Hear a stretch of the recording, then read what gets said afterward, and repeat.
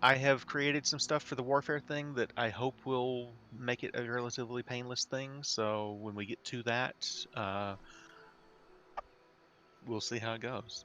And if, by the way, just I want to say this flat out in the first place. If you guys don't like the warfare stuff by the time we finish the end of the session, tell me and we will never use it again. So Okay. if you do like it, tell me and we will use it again. So it's up to you guys if you like it or not. I will state there are two versions of these rules. I'm using the original version that is a lot simpler. Um, the newer version, you actually keep track of where units are on the battlefield, and I felt like that was a little bit much for a first time in. So, uh, Have you guys ever played Warhammer? I mean, yes, Like the tabletop game? no, no, not the. The Um, only Warhammer experience I have is the one session we did with Kai that was not that. So, so I realized that having played Warhammer makes a lot of that more simple to understand because of the morale thing, which is huge. Um, so I have a firm grasp of what the hell we're doing, but okay, cool. I'm I gonna did say, read over the thing as much as I could 10 minutes mhm. ago. So Hey, don't worry about it. The way I've got it set up. There's a thing that just it basically tells you the very bare minimum that I could scrounge out of it, and it's all on one sheet. You'll see it with the units for your side and the enemy side. So okay. I am going to say one thing. You have right now the Order of the Ruby Rose that you know is on the way to Red Larch. It's a small unit of knights. I just want you to be aware of that. We're not Okay. talking like a huge line of cavalry. Like they could Yeah. get really fucked up if you're not careful with them. So be aware of that. Okay. Appreciate that. I Do we? What time do we usually aim to end? I usually try 3.5 hours, 3.5 and hours. Okay. 4 on the long end, especially if we've got combat. But I try not to go that long. So latest is 7:30 your time. Just trying to give Yeah, our thereabouts. next engagement a rough estimate of when we'll be there. do we know what time Dylan is like having people show up? I do not. Because, I mean, I think I have the invitation right here. Let me see. But go ahead and get started. I'll Yeah, send yeah. this. Are you streaming? Yep. Okay. Uh,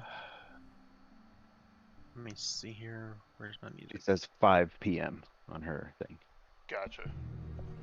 So we'll be a little late because I still haven't gotten ready. Yeah, Well, same. I'll be late.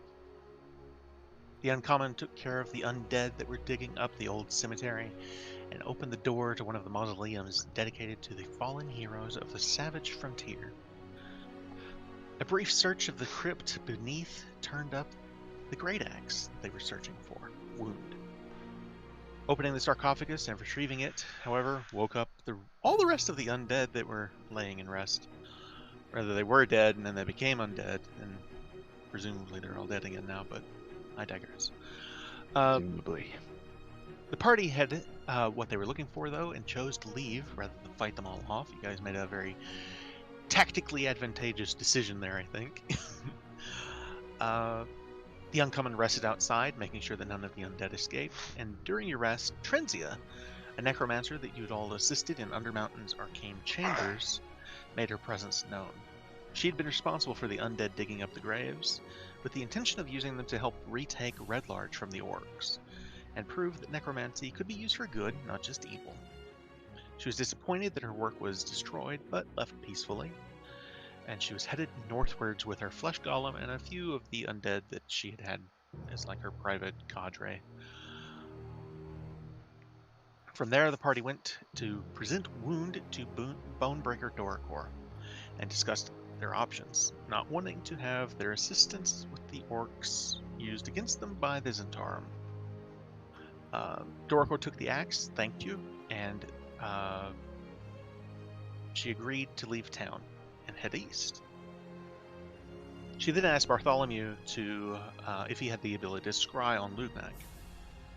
And using Azure Edge as a personal link to Lugnac, which I still agree is actually a very good idea, Thank you. Bartholomew was able to do just that. Much to the horror of all present, the crystal ball revealed Lugnac was, in fact, not an orc, but an ogre mage in disguise. He was alone in the Great Hall of Thornhold, where he consumed a live meal in the form of a small, green baby orc.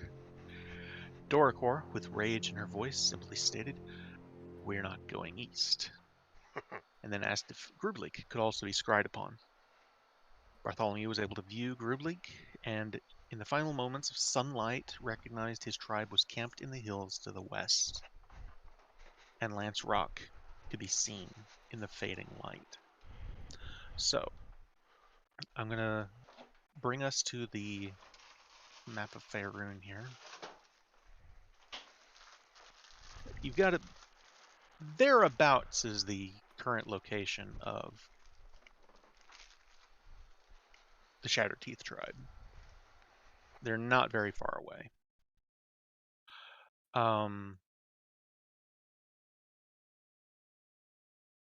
It's about 8 p.m.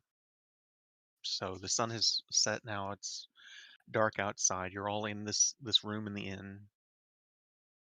Doricor's still there. Bracca's still there. I do want to cover one thing that I should have mentioned last time, and let me bring up my notes so I make sure I don't fuck this up.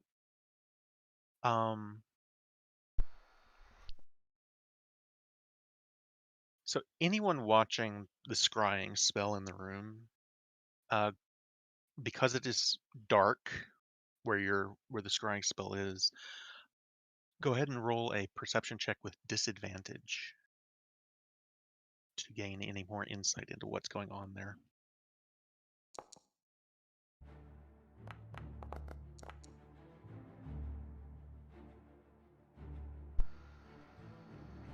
How do I bring up my character sheet if my character is the red "you are here" thing?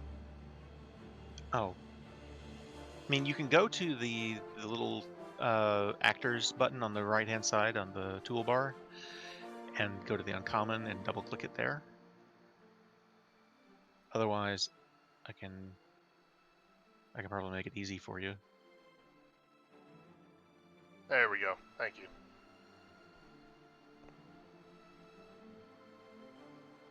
Hey, there you go. Kai's got you a macro that'll do it. You change your name to your name. Yeah. All right. So all of you, macro. Sorry, go on. all of you actually do notice this, despite the darkness. Excuse me. Give me a second.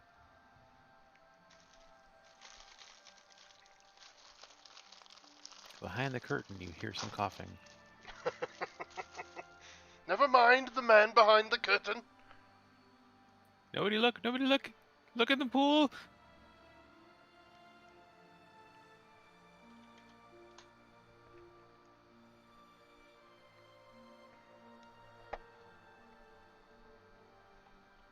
Just gonna save that there, Kai.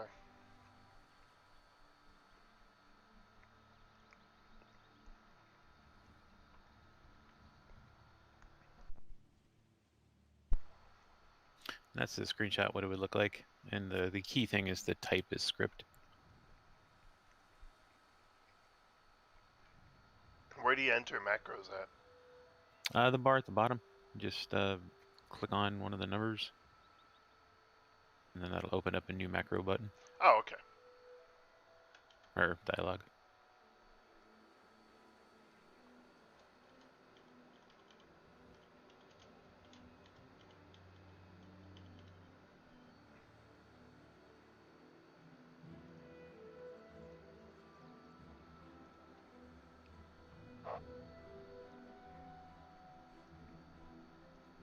Yeah, type equals script.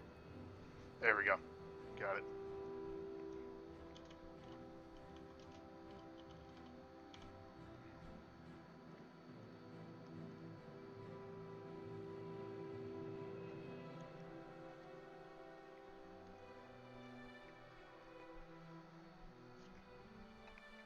think today must be Play with Your Sunday for my friend, because he's normally streaming Tarkov or Star Citizen, and right now he's playing Wobbly Life.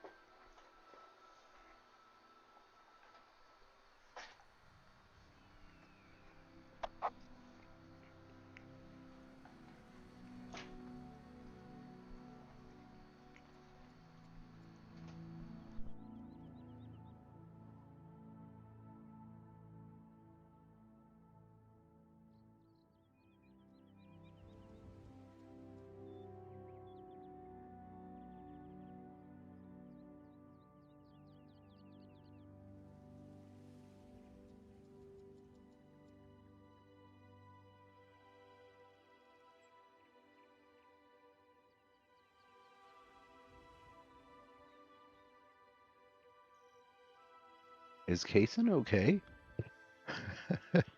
I am so sorry. I just did all of that Chihuahua and y'all didn't fiddling. hear any of it. I was I am wondering. so sorry. Oh, muted. Sorry. Oh my god. That's... I feel like an Uh-oh. idiot now. I've been talking for like 5 minutes and y'all didn't hear shit. Oh, God. uh, anyway, I'll just sum it up by saying there are some manticores that you can hear off in the distance. The last thing you witness, though, is Group Leak gets up from the campfire and he approaches a creature that's nearby grazing in the grass. It's as big as an ox, covered in matted fur, has large horns that almost reach the ground before they curl up to a point. You guys know this is called an aurochs, rather. And they are sacred to the orcs. I'm not even going to make you guys roll any religion checks. You guys have dealt with orcs enough to know. Well, we fought RX before. Yeah, you've seen them. You've fought them. Auroch. This is Auroch, not Orog, O-R-G. This is a... Right. They sound a lot alike, but they're different things. Anyway, these are specifically dedicated to Bogtru, or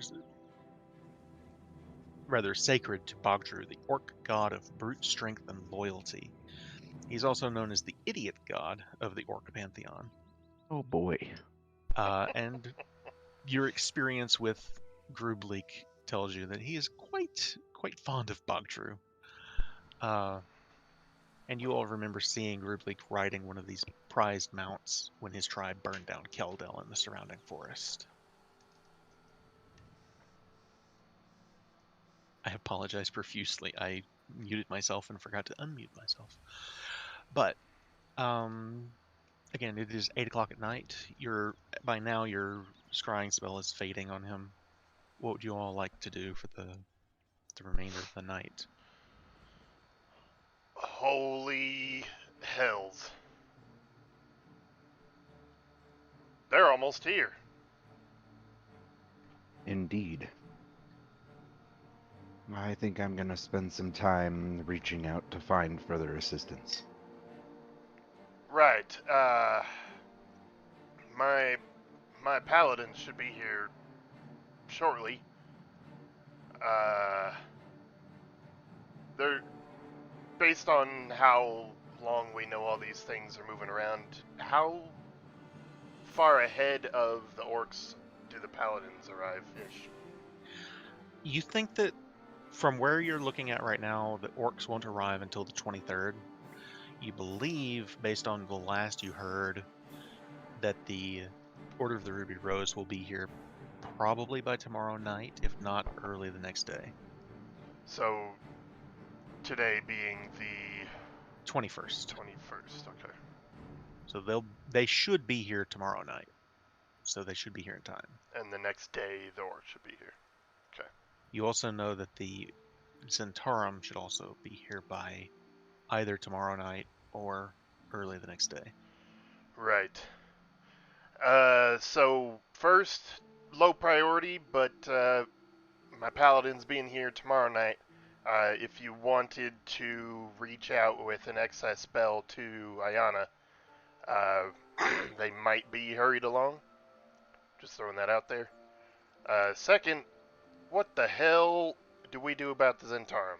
Any ideas? That is a point of concern. We're not sure how they're going to react once they get here. We don't think they're going to fight for the orcs, do we? Not They've been either hired. group of orcs, no. They've been hired to fight against the orcs by Waterdeep. Right. Yeah, not our orcs and not the enemy orcs. Either one. The best thing that comes to mind for me right now is to wait to engage our orcs into visibility until the Zentarum have engaged the Shatterteeth, if we can pull that off somehow, so that they're already busy killing the Shatterteeth, and the Blood Axe can make their own decisions at that point. But we still need to keep them safe from the Zentarum, even in a victory.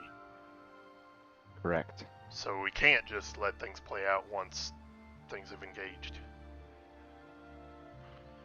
So we need to interact with the Zentarum, one way or the other.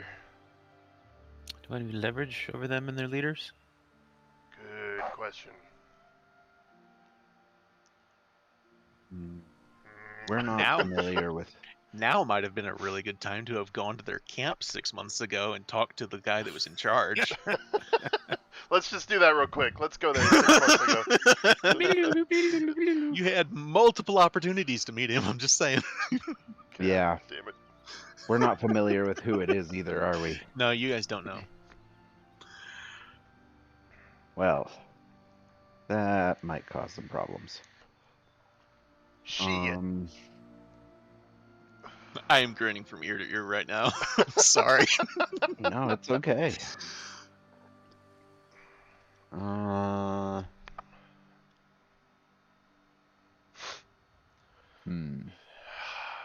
Do we have anything they want badly enough? Not that I'm aware of. Any way to contact them? That would be the best starting point. Oddly enough, no. Right. So maybe one of us or all of us spend a day traveling to them and back again? We'd have to have a way to get around the Shatterteeth. Oh, are the Zentarum coming behind the Shatterteeth So prospectively to us? I'm gonna show you on the map here. Oh no, they're This south. is where the Zentarum are on the long road, and the Shatterteeth are coming. So basically, the Zentarum are coming from the south, along with the Order of the Ruby Rose. The Shatterteeth are coming from the west. So I don't know how accurate this map is, but it sure does look like the Shatterteeth are going to be here well before the Zentarum. That may or may not be where they are exactly. It's just a representation of where you last knew they were. Gotcha. All right, well then.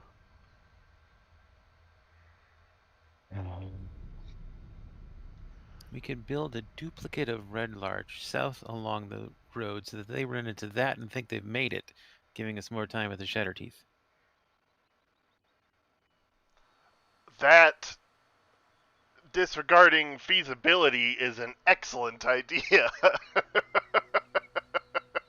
That's my motto, disregard feasibility. I actually really like that. Oh, wow. Huh. So, Bert, you can... Hind is forgetting. When we teleported here, we didn't teleport here. We rode here on whatever the hell. Hippogriffs from Lionora. Right, so you don't have any teleport point here. So our fastest mode of getting out and back is Hippogriff. We still have those? Or did we... No, we were dropped off by the elves and they returned to Lionora. So we don't have any airborne transportation. Nope. we are walking. So going out and coming back is not really an option unless you can set like a temporary thing. Which I cannot. Mort, do you have any travel methods? Like even if we were to leave tomorrow morning after a spell choice?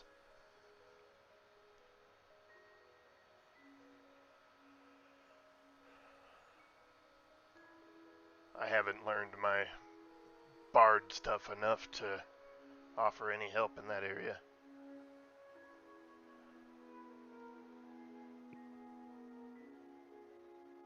Mort,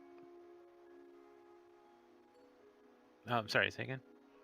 Do you have any travel options in your wheelhouse, even if we waited till tomorrow morning for a spell choice reset? I have. I seem to remember someone having, not us talking about it, but a class having the ability to set a point to go back to within a certain amount of time. I have Tree Stride, which, let's see.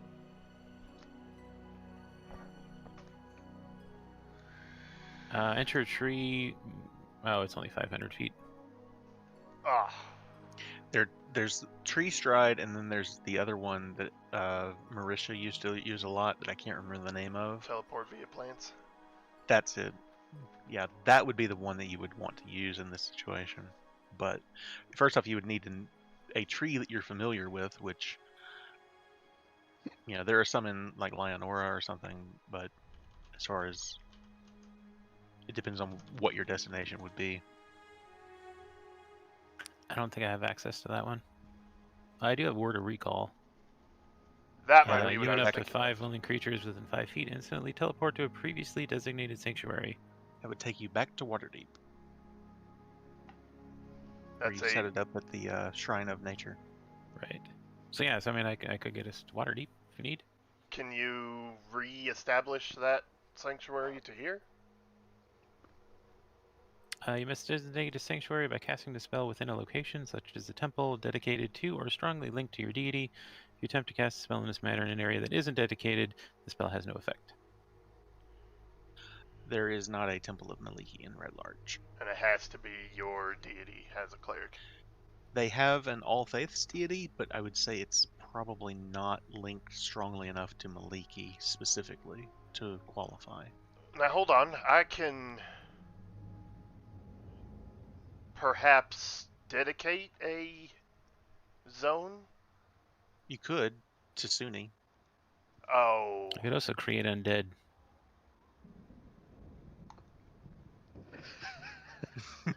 okay. um, what is that? perhaps.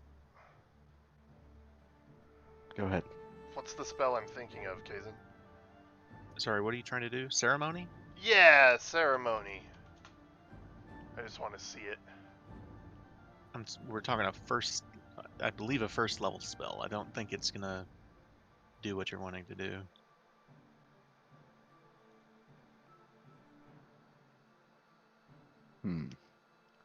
Well, let me reach out to Zelipharn and see if there's any way he can assist us. There you go. There you go. And perhaps Lady Silverhand as well.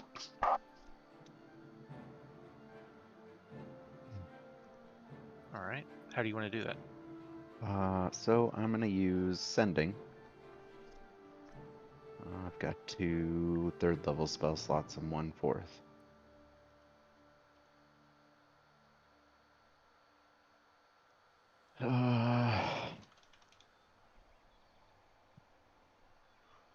What is her first name? Lady Laurel Silverhand. Laurel. Laeral. Yeah, USC. Yeah.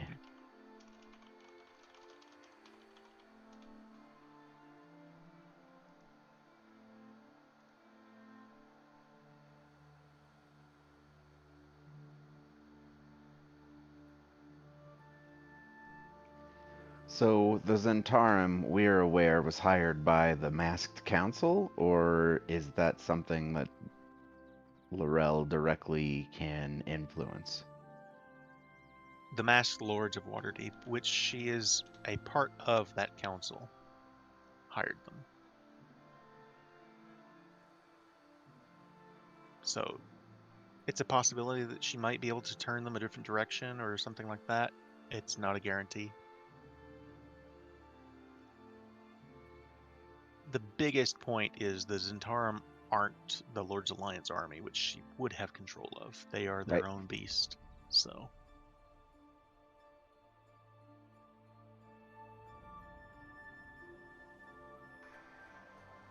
but do you want to start with Zelifarn?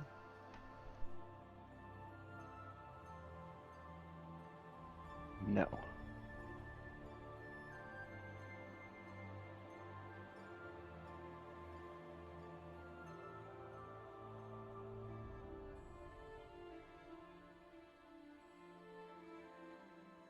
Man, 25 words is not a lot. It'd be enough for Jester, just saying. Excuse me. It was never enough for Jester. It was just never saying. enough. That was. I love how well she handled that, and how differently Laura Bailey handles that as Imogen now. Yeah, true. Like, she's still doing sending spells for him, but it's the difference between Jester and Imogen is great. Hey, so, you know, how are you? All right, And Imogen 15 was words just left. Yeah, Imogen is just like, here, we're doing this. Done. Yep.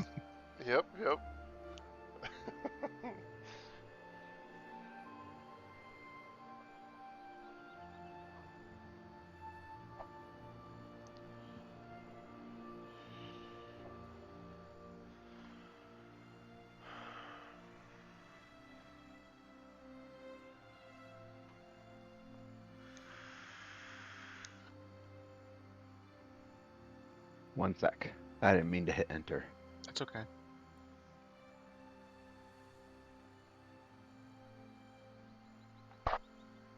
That's 21. Hmm. Keep in mind, she doesn't even know where you are right now. Right.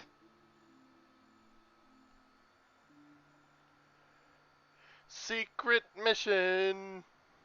That doesn't work. Boo.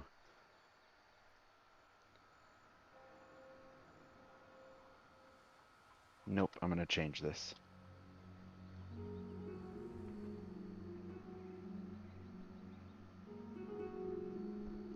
All right, Kai. Kai's gonna step away for a second.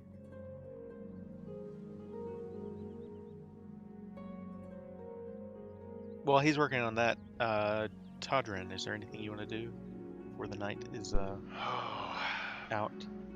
That is tough. I suppose we're waiting to talk to the militia until tomorrow. So, for the night, I guess I would gather up Larissa and any like-minded people that she can get. Oh, wait. I still need to talk to... What's their fuckets? Trace Helder, I still need to figure all that out. So, I guess I would go to Halia Hanandral, because supposedly they worked for her, right? So, Okay. I'd want to go to her place. Give me one moment here. So,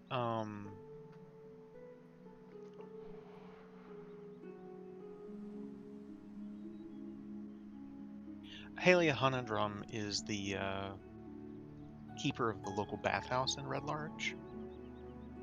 I will say, it's 8 o'clock at night, so it's not too late.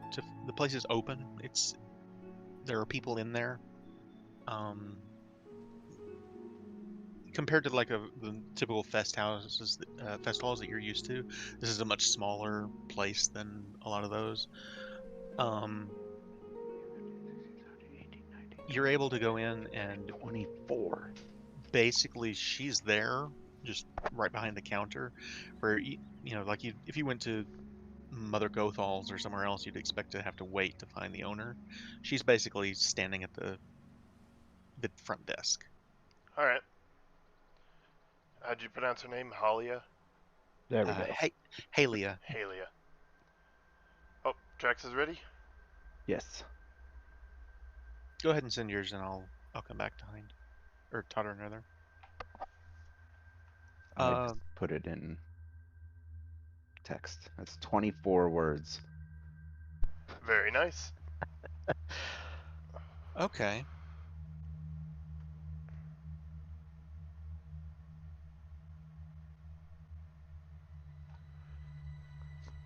Very nice. Yeah. That about sums it up. All right. Two birds with one stone. I like it. She will quickly send you back a message. She says, say after 5 or 10 minutes, she says, I forwarded your message to Zelifard. He'll be leaving within the hour. Amazing. Wicked. Leaving Couldn't have from done Waterdeep. better. Yeah, but a dragon's flying speed is significantly faster than a griffin. Yeah. No, I'm not saying it's a problem, just establishing where that is.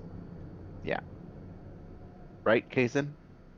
Actually, they're probably about the same speed, being that he's a younger dragon. Oh, okay. So you're still looking at he won't be here tomorrow. He'll probably be here on the 23rd, but Well, not here. He's heading to the Zentarum. well, on the way to here is what I mean. But he can beat them here, yes. Cool. As long as he can beat them to here, that means he Oh can yeah, intercept them with that missive. yeah. It might be cutting it close, but he can get there before they do. And the reason Oh, this yeah. works is because the city of Waterdeep has contracted the Zentarum to fight the orcs. Right. Okay. Nice. Very nice. Okay. So that message is sent. You've got a message back saying he'll be leaving within the hour. You expect he'll probably fly all night, but he's a dragon. It's like, what's gonna be a problem for him? So Yeah. Wish I was a dragon. Can I be a Alright. dragon? I will just say there are methods to do that if you wish to What? seek that out. Really? Alright, I'm gonna go Anyway. do that tonight. This is gonna take you more than one night. Back to Helios though. She's standing behind the front counter. There's all sorts of scented soaps and different things like that flower petals that are kind of strewn across. Make a quick perception check for me. And real quick, I would like to have stopped by the temple and gathered Larissa for this, if that's cool. Oh yeah, she's awake. It's not that late. She'll go with you. You said perception? Yes. Kaboom! All right. I was like, is that a 20? You do notice in as you come in the door, there's a little carved wooden emblem of the Emerald Enclave that is kind of set in the window, and it's one of those things where it's kind of in a weird spot that doesn't look decorative so much as maybe a symbol for like, I don't want to say a safe house necessarily, but safe harbor, like. Okay, she's for members of the affiliated. Emerald Enclave. Right. Yeah. Okay. Got it. Good to know. Good to know. Howdy. Can I speak with Halia Hollandar? Hollandral? He's speaking to her. What do you need, boy? Howdy, Halia.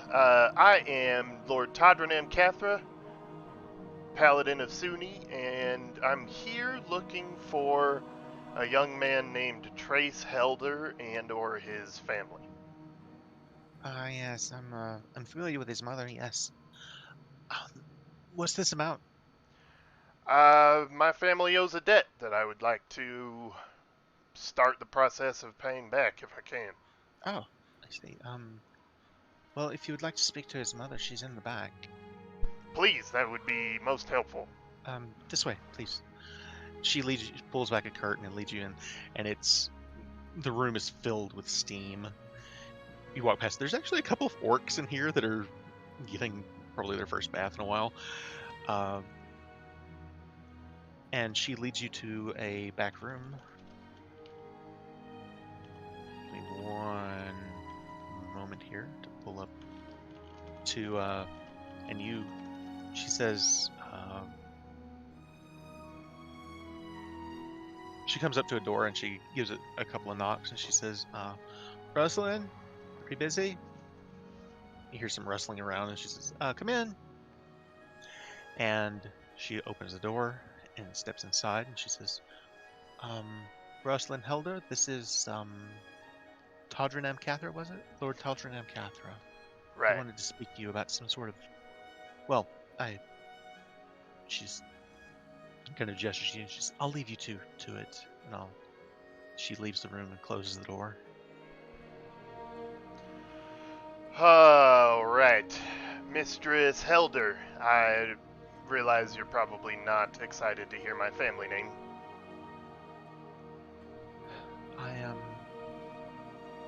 What's this about?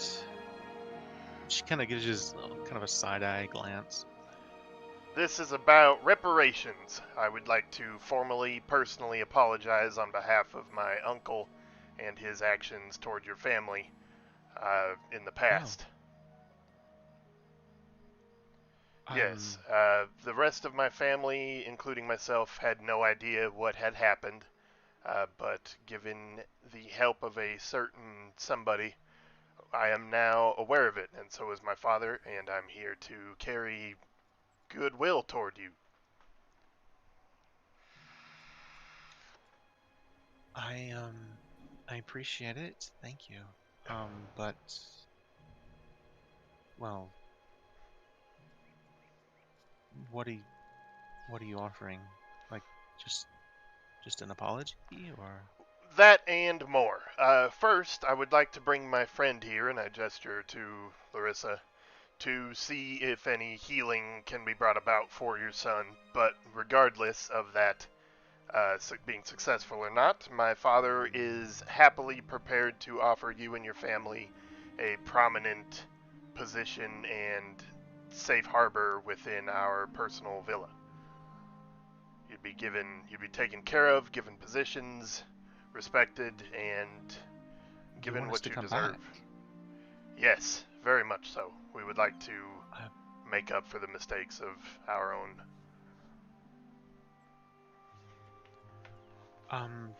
That would be wonderful. I thank you. Taldrin, was it? That's me. I bow deeply. Thank you. Let me go fetch Trace. Have you had an opportunity to seek healing for him? We've spoken to clerics and well, we've sought out herbalists and different things, but I'm afraid it's. So it hasn't been attempted. It's been attempted to heal him, but it's a severe injury. Right. Larissa, what do you think? You up to intense injuries? She just kind of leans in close to you and she says, if it's as bad as she's saying, I may not be able to do anything. However, your friend Mortimer is a significantly more accomplished healer than I am, isn't he? He's saved my life many times. He's right here. I wave. Mort, what about you? You think you're up for some intense healing? It's nothing the power of love can't heal. Harem? That's what I heard. Nothing the power of love can't heal. And that includes a harem. All right. Well, excellent. Let's see how this goes. Go ahead and roll me a medicine check. Mortimer. Just to Are see you what sure? what it would require. Oh, well, you know. 15. That's actually pretty good. pretty good.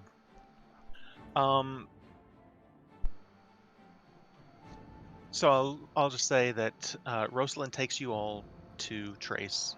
He is in a wheelchair. You don't think that this isn't a cure wounds spell. This isn't even a mass healing word or anything like that. This would probably, it's possible, it would take a regeneration spell though, a regenerate spell. What do you think, Mort? That goddamn spell. Do I have it? I don't think I have it. I think What's- that's a 5th level spell. Might be 6th. What levels do you have access to? Five. Greater restoration. Let me check. I did not consider that beforehand, but since you've asked, I'll check it. One effect that is charmed or petrified the target. 7th level is regenerate. Greater restoration is not going to be enough. It would have to be regenerate. Target severed body members, if any, are restored after 2 minutes. So I would need a little bit more cleric. you guys are level 11 now. Is it Level 13 that you Level need for 12 it? by probably the end of the session. So you're close, not quite close enough just yet. I could try divine intervention. Hey, Look at you. All right. that's worth a try. That's something. I'm just curious. Have we tried that at all? This This is at first. all? Yeah. So go ahead and roll me a D100, and you need to roll below an 11 or lower. By the Could way, take I will like a minus 90 because of the environment. no. I'm also going to say I am not going to start allowing inspiration on divine intervention rolls. After for the this record. one. That's fair.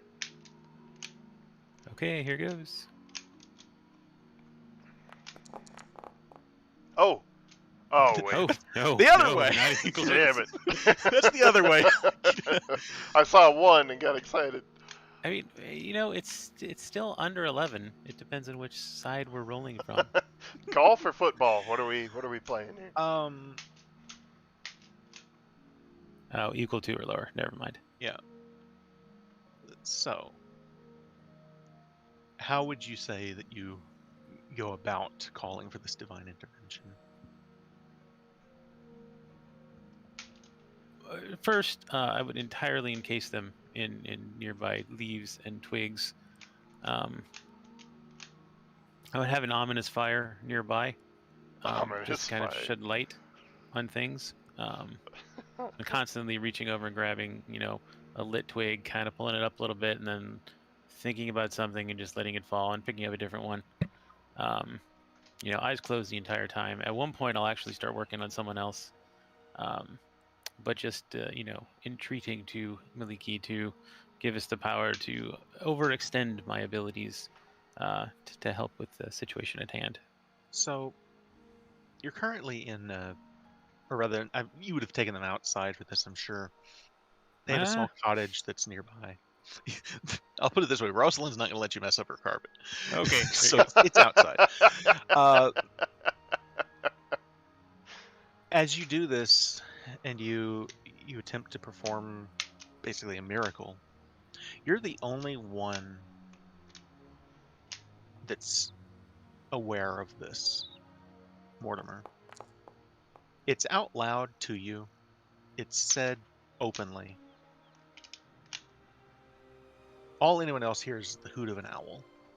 To you, it is the voice of a woman that says, "Give it time, dear."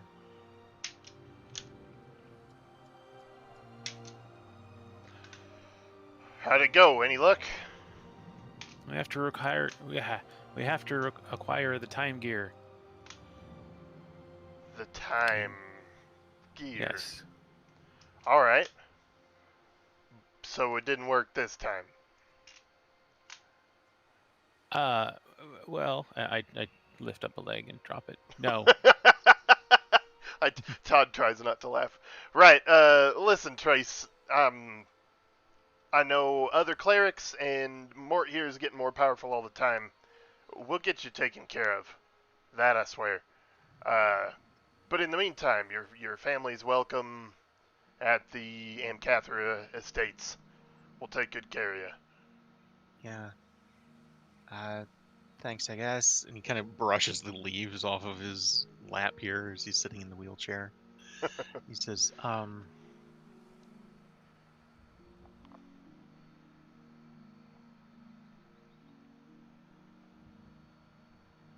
yeah, I don't think he would say anything else. Just thanks for trying.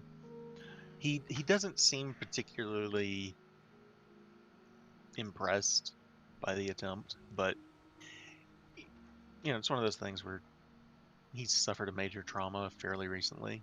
So, Yeah, and I'm not his favorite people at the moment. yeah. Understandable. Understandable. But you do know it can be done. So there's that. Right. Let's say by now you're looking at 9 o'clock at night. What do you guys want to do for the night?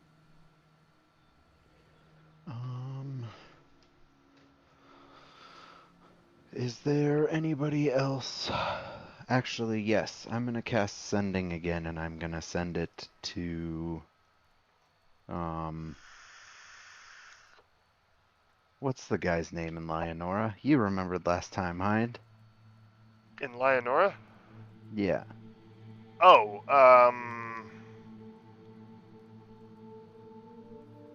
the guy? Which one are you talking about?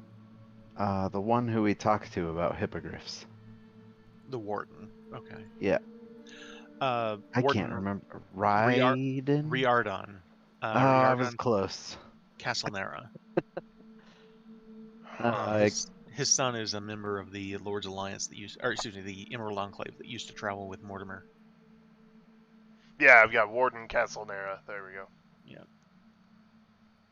And he would be the guy to talk to, being that he's in charge of Leonora's basically military. Like military is the wrong word, but yeah. Well, yeah, you know what I mean, though. Militia?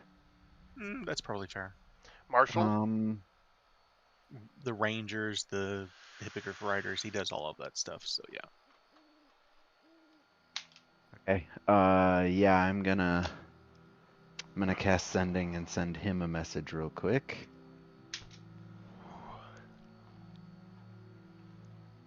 That's Riardon, right? Yes.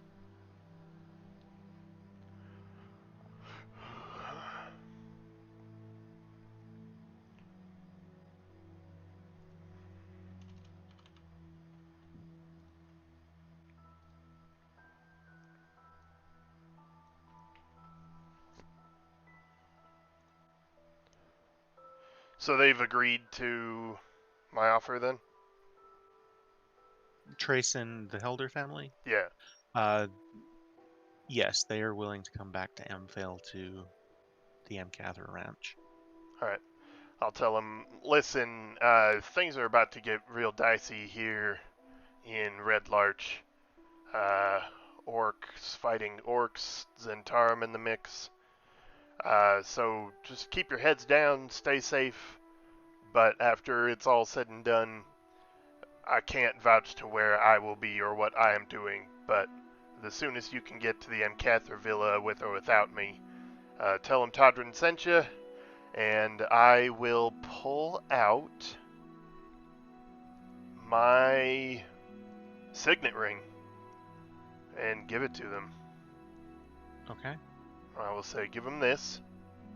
It's proof that I have sent you. I'll come by there to collect it at some point, but this should definitely get you in. Thank you. Appreciate it. Larissa tells you, she says, I'm due to leave Red Larch at the end of the month, I will make absolutely certain that they get to Amphale. Excellent. Thank you, Larissa. That will be handy.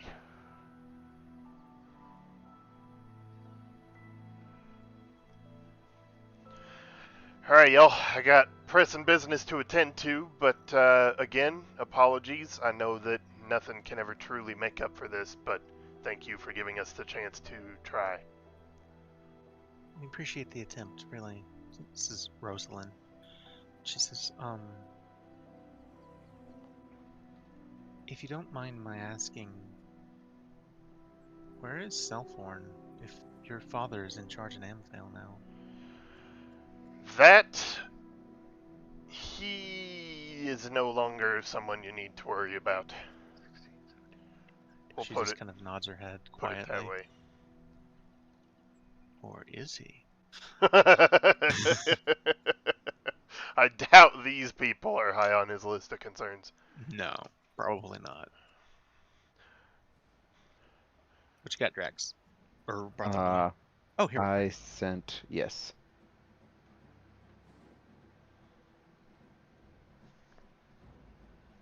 Nice, nice.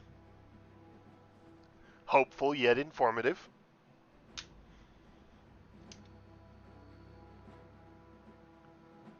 A few minutes pass, and Riordan sends you a message back. He says,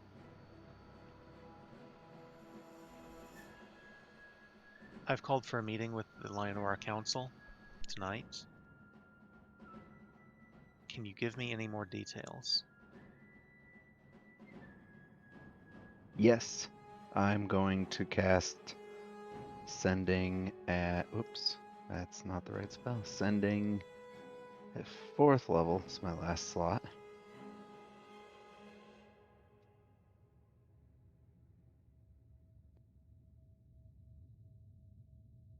I can spell. And 4.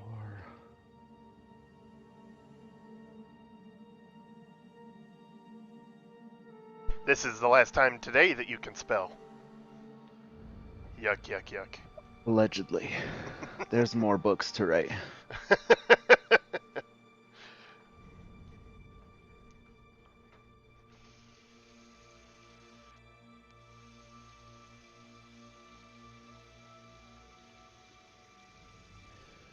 Four, 5, 6, 7, 8, 9, 10, 11, 12.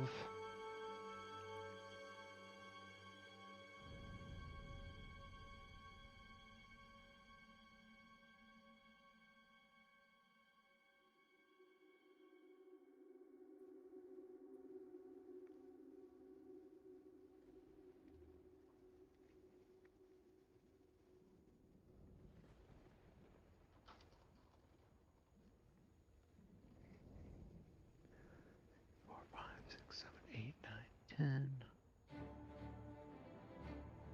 Any assistance needed? 25 words.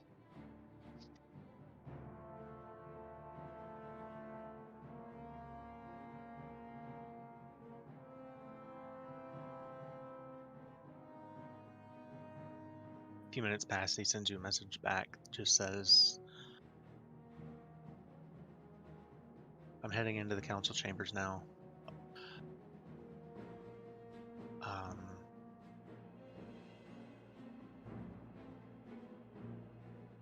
I'll let you know first thing in the morning. Excellent. All right. I don't remember the last time I had every spell slot above 1st burned. That's a lot of spells. So, That's a lot of spells. by now you're looking at, say, 9:20 or 9:15. Do you guys want to head to bed, or is there anything else you want to do before before you call it a night?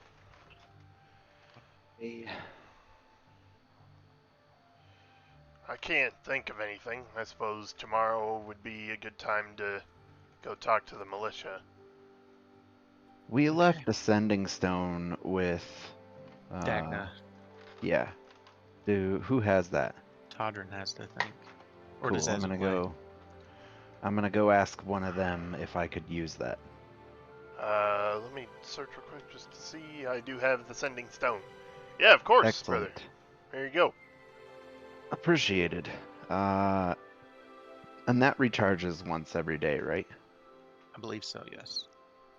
Cool. Well, then I'm gonna send her a message.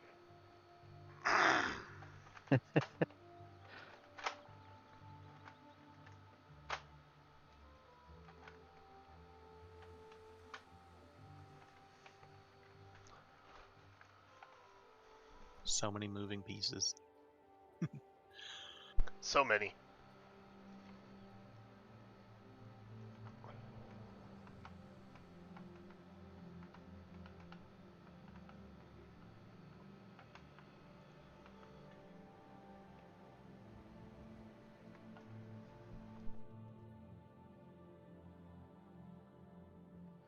Two, 4, 6, 8, 10, 12, 14, 16, 18, 20, 24.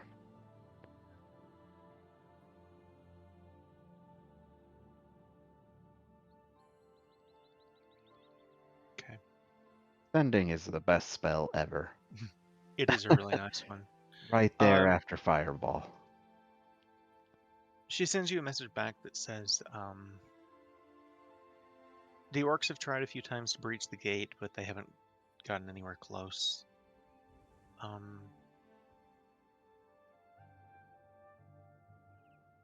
I met an apprentice wizard here amongst the human refugees. This is probably going to go a little long, so excuse me. But basically what she tells you is he's been giving her some tips, but he doesn't have your skill.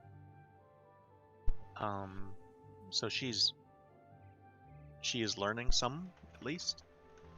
And she says, as far as the mithril, certainly. Any amount that you Hell need. yeah. I can't ask right now. I'm tapped. I'll Well, send more tomorrow. There's also the fact that trying to get it right now is kind of a problem because they're under siege. So Yeah, well, you know.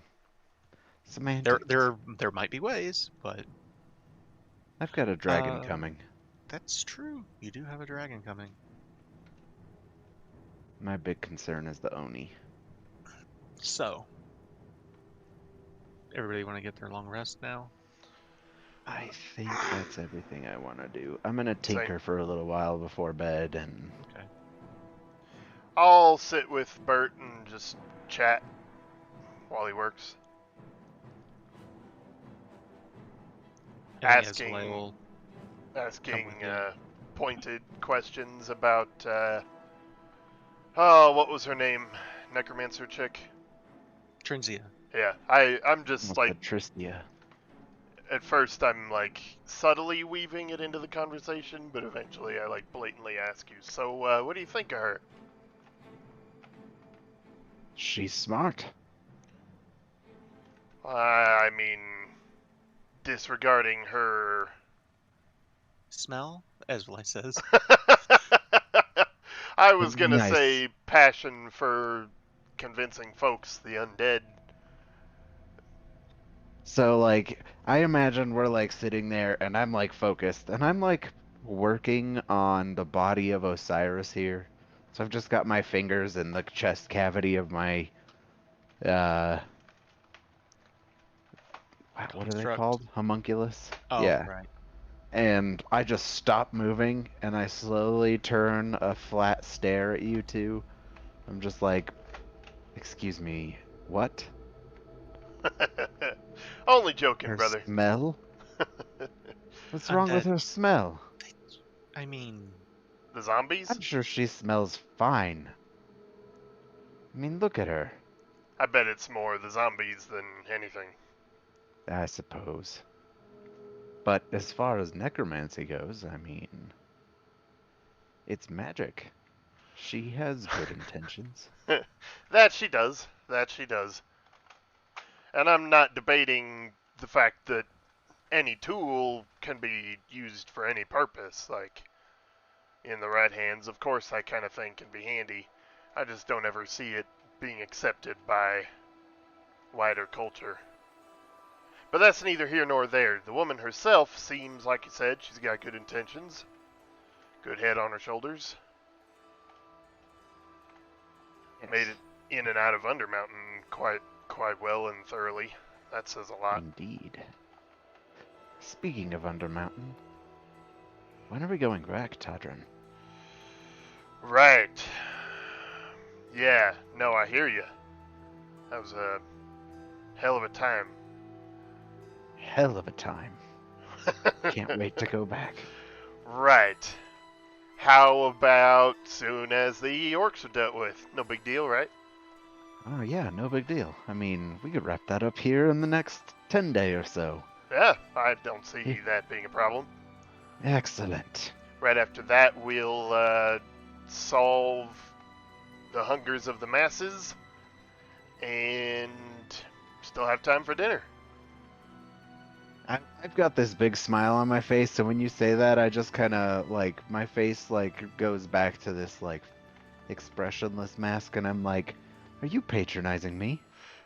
Not at all. More curious about how the hell we've done as well as we have so far on the scale we're dealing with. That's a good point. We're far I from do the wish- biggest fish out here, and we're frying the biggest fishes there are. Yes. I almost wish we had gone and talked with the Zentarum. Right? Hard to imagine that ever having a good outcome unless you actually want something from them. Which I had hoped to avoid, as I'm sure you did. Yes, well, as you know, the Zentarum always come with a large cost. Right. Right. So this, Kason, is session 43 or 42? I believe this one is 43. Total, including the This is number 44. including the heist. No, this does not include Dragon Heist. This is when we started with the attack on Amphale. Holy If shit! you, if Seriously? you include Dragon Heist, I have no idea how many it is. That's amazing. Wow. Oh, well then we'll just small talk and shoot the shit All for the rest of the night and then get some rest, I think. Go ahead and take your long rests. Nothing unusual happens throughout the night. You all have the innkeeper at the Swinging Sword Inn is more than willing to give you rooms for the night. For the record, her name is Kelessa Arkell, Irkell. Who is this? Sorry. The proprietor Kelly? of this Swinging Sword Inn. She more than happy to give you rooms for the night on the house. Thanking you all for what you've done. A couple of times throughout the night, there's like banging of orcs that are moving around, and like it's not the most quiet time in an inn, but it's not terrible. But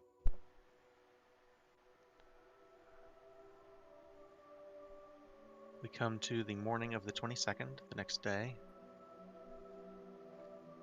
And as the sun is rising the following morning, you all start to wake up and come down from your rooms at the inn. You find the tap room is eerily empty and quiet. It's been filled with orcs every time you've come through before. And now the only two people in here right now are one of the barmaids, who is currently, she's diligently sweeping the floor, and the owner, who you met and gave you the rooms last night, is currently busy cleaning tables. And she looks up at you as you all come down the stairs, and kind of in an irritated tone, she just says, Doricor may not have destroyed the town, but her orcs left a pretty big mess in their wake. The tap room, it's not trashed, but there's plenty of debris, let's call it, on the ground, and the tables, and the ceiling, oddly. Good morning, and thanks for the rooms. Tell me, when you first saw an orc army on the horizon, did you expect that a messy tap room would be your biggest concern? No, I'd say we got out pretty lightly, to be honest. Yeah, I would as well. Glad that turned out as well as it did. At least so far. So, Well, for your what- troubles, I'll give her 3 gold pieces. oh, thank you. I appreciate that. Of course. I mean, I'm sure it isn't gonna go as far as you'd like, but it'll help, I'm sure. If you don't mind my asking, what did you all say to get them to leave? It's not what we said, it's what their allies, and I use air quotes when I say allies, it's what their allies did. I see. Things aren't what they seem with the larger orc menace. Is that a good thing or a bad thing? A little bit of both, I'm afraid. A lot of both. Fantastic. Just hope they'll stay away from Red Larch. She doesn't yet know what's happening, what's about to happen. Yes, well, As you guys are discussing things, whether you can see from the window just outside the streets of Red Larch. While the tap room is empty, the streets are busy. There are orcs that are packing things, and they have some aurochs of their own, but things like that, and they're basically using as beasts of burden. And you do catch a glimpse of Bonebreaker Dorkor standing outside and using her great axe, now wound, to direct the tribe out of the village proper. As you guys come out of the inn for the morning, it's almost bizarre to see the same orcs that left such a mess in the inn being organized so quickly and effectively. Good. And good, eventually good. Dorkor kind of catches your eye, and she comes over to talk to you all. And she goes, good morning. It is good to see you all. Morning, chieftain. Well, as promised, we are leaving Red Larch. We are not going far, though, not yet. We have not yet spoken to the militia, but we are going to set up camp not far from there, Lance Rock, and wait for the coming battle. before you do that, let us go discuss with them terms. Should I come with you? That had just crossed my mind, but I don't think bringing you to their camp right away would be the best call. She kind of nods her head and she says, I understand. It is best to hear what we have to say coming from some of their own, I think, first.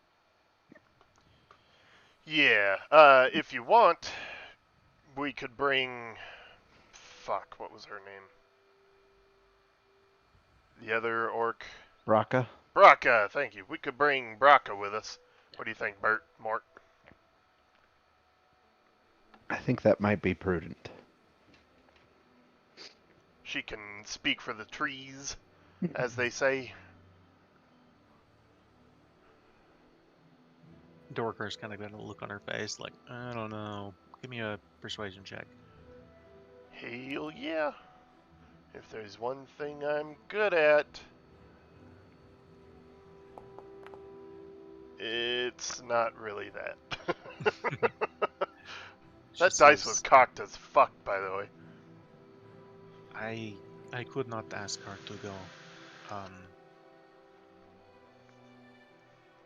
Would you mind As if I we asked her understand- personally? As I understand, they were ready to kill her. That's fair. They also let her go in the hopes of finding some kind of resolution to this conflict.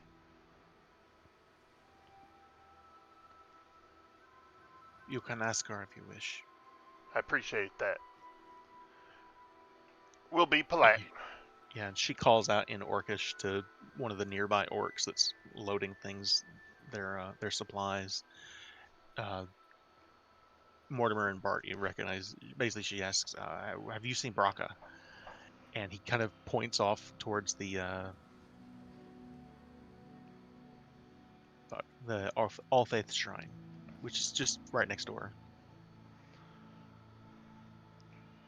Alright. Nice work around here, by the way. And I gesture at everybody milling about.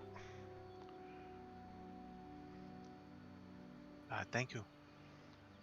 We've got, thanks to Bert here and his magnificence, we have summoned various threads that hopefully can show up in time to give us some assistance. That is good news. Yes, you know, dragons and all. Dragon? Dragon. We have powerful friends. She gets this weird look on her face and she says, "You are very strange people. I like it. That's why we're called the Uncommon. Nice.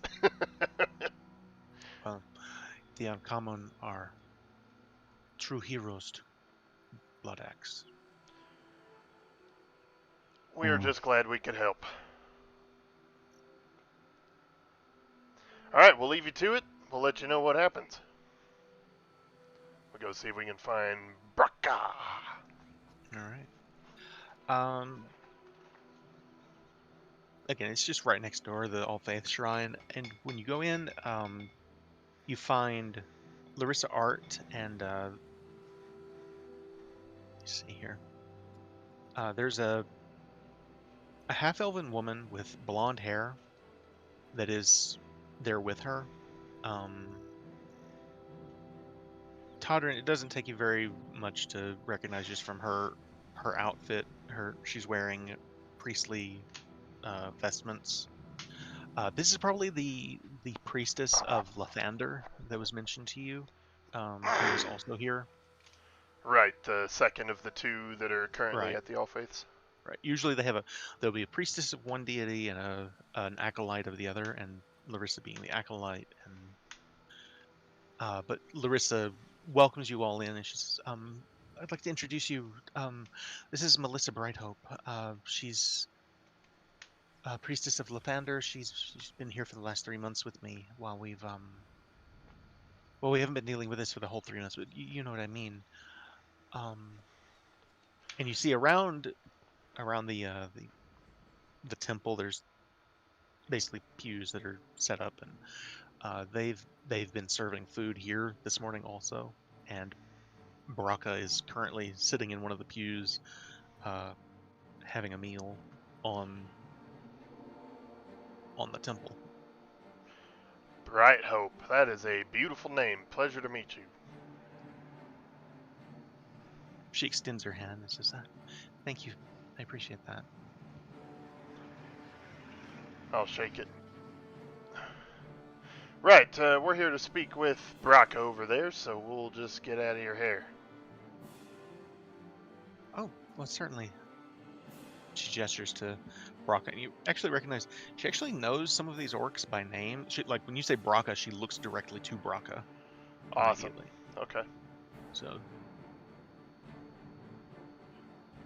Good to know. and when you guys approach, Braca hands her bowl off to this orc that's sitting next to her. He immediately is like, "Well, if you're not going to finish it," and just empties it into his mouth. And she stands up and she says, "Hi, it is good to see you again. To what do I owe the pleasure, I think is the saying?" Yeah. Howdy, Braca. We Hello? are about to head back over to the militia camp. We're hoping to convince them to fight alongside your people when the foul Shatterteeth arrive. We're wondering if you would like to assist in that effort. To speak to the militia? Yeah, just speak for your people as a representative. I know that your stay there wasn't pleasant, but you have to remember that they are still under the impression that their home is under attack, and it's not that great a leap. I'm not justifying their actions, but they did let you go with us in the interest of securing some sort of resolution here that didn't involve everybody dying, and I think you're the perfect one to help us find that resolution. Go ahead and give me a persuasion. Persuasion. Yeah. Fuck. 13 again. Fortunately, Another 4. Fortunately, it's easier to convince her, or the DC for her was only 12. Okay, cool. But she says, if you can promise that you will not allow them to hurt me, basically. It goes without saying that your safety is our number one, maybe number two priority after convincing them to work She with kind of us. gives you this weird look, and she says, "I do not understand you, human, but I think this is acceptable." You have my word. I will keep you out of any harm. Thank you. I don't understand you, but he rolled a 13 on persuasion, so I'm in. Basically. So yeah, she will join you. Larissa's she said, "Have you all eaten yet?" No, actually, that's a good point. She kind of looks at, and Melissa's already got a bowl that she's filling, and she's, "Here, each of you need to eat to keep your strength up." That's Thank mighty you. kind of Kind of you. gives you all. What is it? It's roll a perception check. It's baby orc. No. Uh-oh. Uh-oh. Hey, nice. It appears to be rabbit stew. Bart doesn't even notice. He's reading a book. He's making notations. It's not terrible. It's not the greatest food you've ever had. It's basically occupation food, but it's maybe I, a little too watery, but it's not bad. I eat it for the sake of hospitality. Yeah, they're basically serving a large, significant amount of this to orcs, and there are humans also who are eating it as well. Just anyone who either may not have the money to, or the facilities to cook their own food, they're offering. So you guys finish that. You head off southwards to Lance Rock, more of a southwest direction. It's actually about 5 miles southwest of town. Is that where you're headed? I believe so. Okay. Yeah, I think so. Kai, are you back yet? Negative.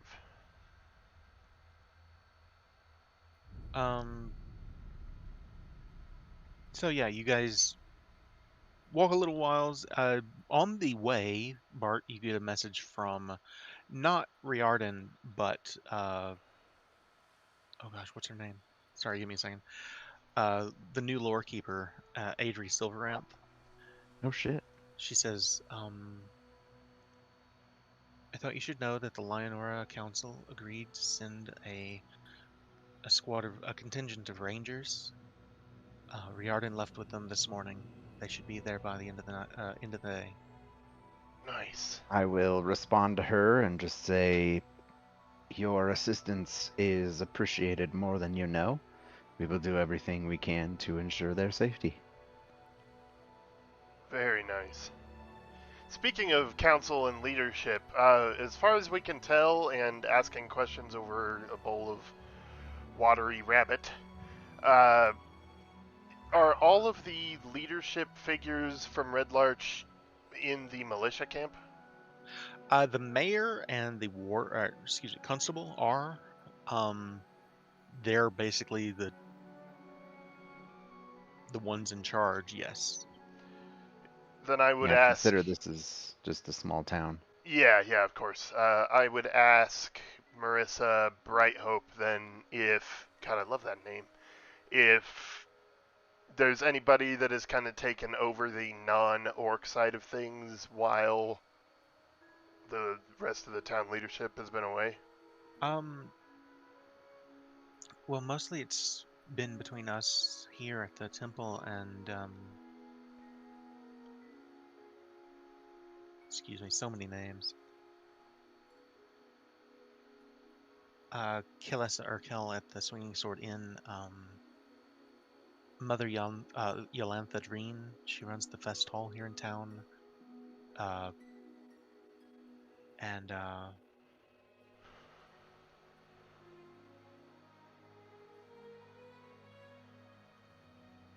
the woman you met last night. I'm sorry. Yeah, Halia. Halia. Yeah, Halia. She says it's mostly been the group of us that have been handling the Maybe we humans, should. elves, and halflings in town. Right. Talking to Bert and Mort. Maybe we should scoop up Halia. I think she would be well disposed toward us at this point. Just to kind of represent the townsfolk that these militia left behind. If she can spare the time, that's a good idea. Right. If not, maybe Bright Hope here would do the trick. She seems I capable. would be more than happy to go. Certainly. Thanks, Marissa. Appreciate you. Excellent. She kind of looks to Larissa and says, "You're welcome to stay, or you can come with us." And Larissa, she kind of looks to the group of you and she says, "Do you mind? I'd be happy to come help." Art, where I go, you may go. Certainly. So the group of you all. Do you want to go ahead and get Halia too? I feel like Marissa and Larissa probably they've been here long enough to know these people, names and faces, and that may be enough. Okay. I want to be sure that I post this so you Oh, all know. I just want to be clear. We are walking with 2 acolytes, Larissa and Marissa. No, you're not. That's why I'm about to post this in the thing. I.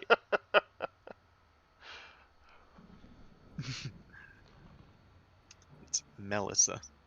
Sorry. There, it's in the chat. That's not much different. It's not much different. I didn't realize it was as close as it is.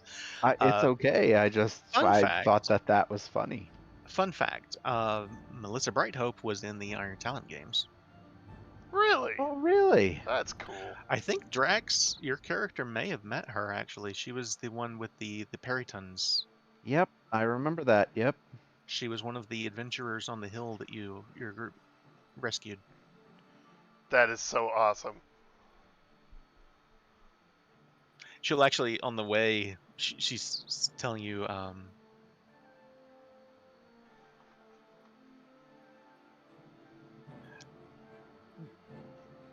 she says,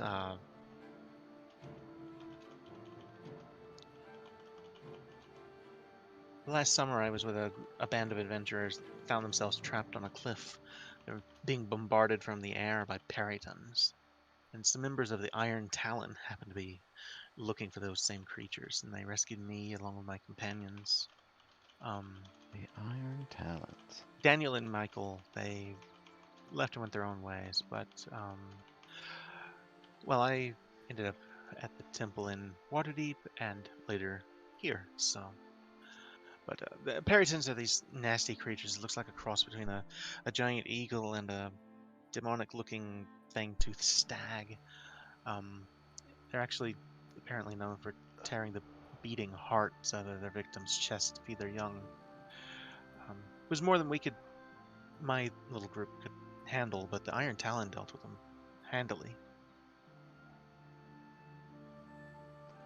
They sound like quite the troop. Oh, I have nothing but praise for them. I think we saw their leadership in Waterdeep years ago. Really? They went to, what was that, Bert, at the theater? Was that a play we went to? You did in fact go to a play. We saw the silhouettes of Hind and You Ollie actually and literally bumped Kemler. into Oliver in the hallway. Yeah, and that was the first time we met. And he was like, get out of my way. We met the fat Harper for the first time. Mert, yeah. Mert. Wow, that was a long time ago. It was a long time like ago. the first 3 sessions, I believe. Yeah, it was like between the first 3 or 5, yeah. So, anyway, you arrive at the the camp for the Lance Rock. Give me one moment here. I will say it is raining, just for the record. Not terribly heavily, but it is coming down. And so the group of you make your way through the camp. The guards kind of give Braca a glance, but being that you guys are leading her, they don't say a word. They just let you guys in. All right. And you make your way to the command tent, I guess. Yeah. So I want to briefly go over something else as you come here.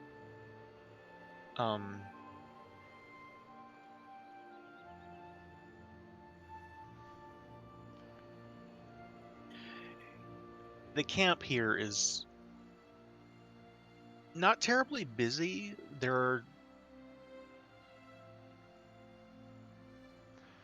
the clanging of hammers from the two smithies here.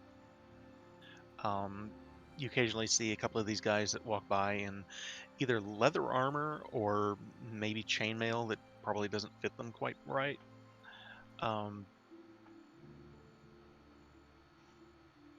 You're not looking at a professional army here. You're looking at basically farmers that have picked up a spear instead of a pitchfork. For the most part, but there's a significant number of them here. This is probably most of the people in Red Larch are here, and there's more of them than there are of the Blood Axe tribe that are currently leaving Red Larch. So you can at least get that for how many we're talking about in numbers. Okay.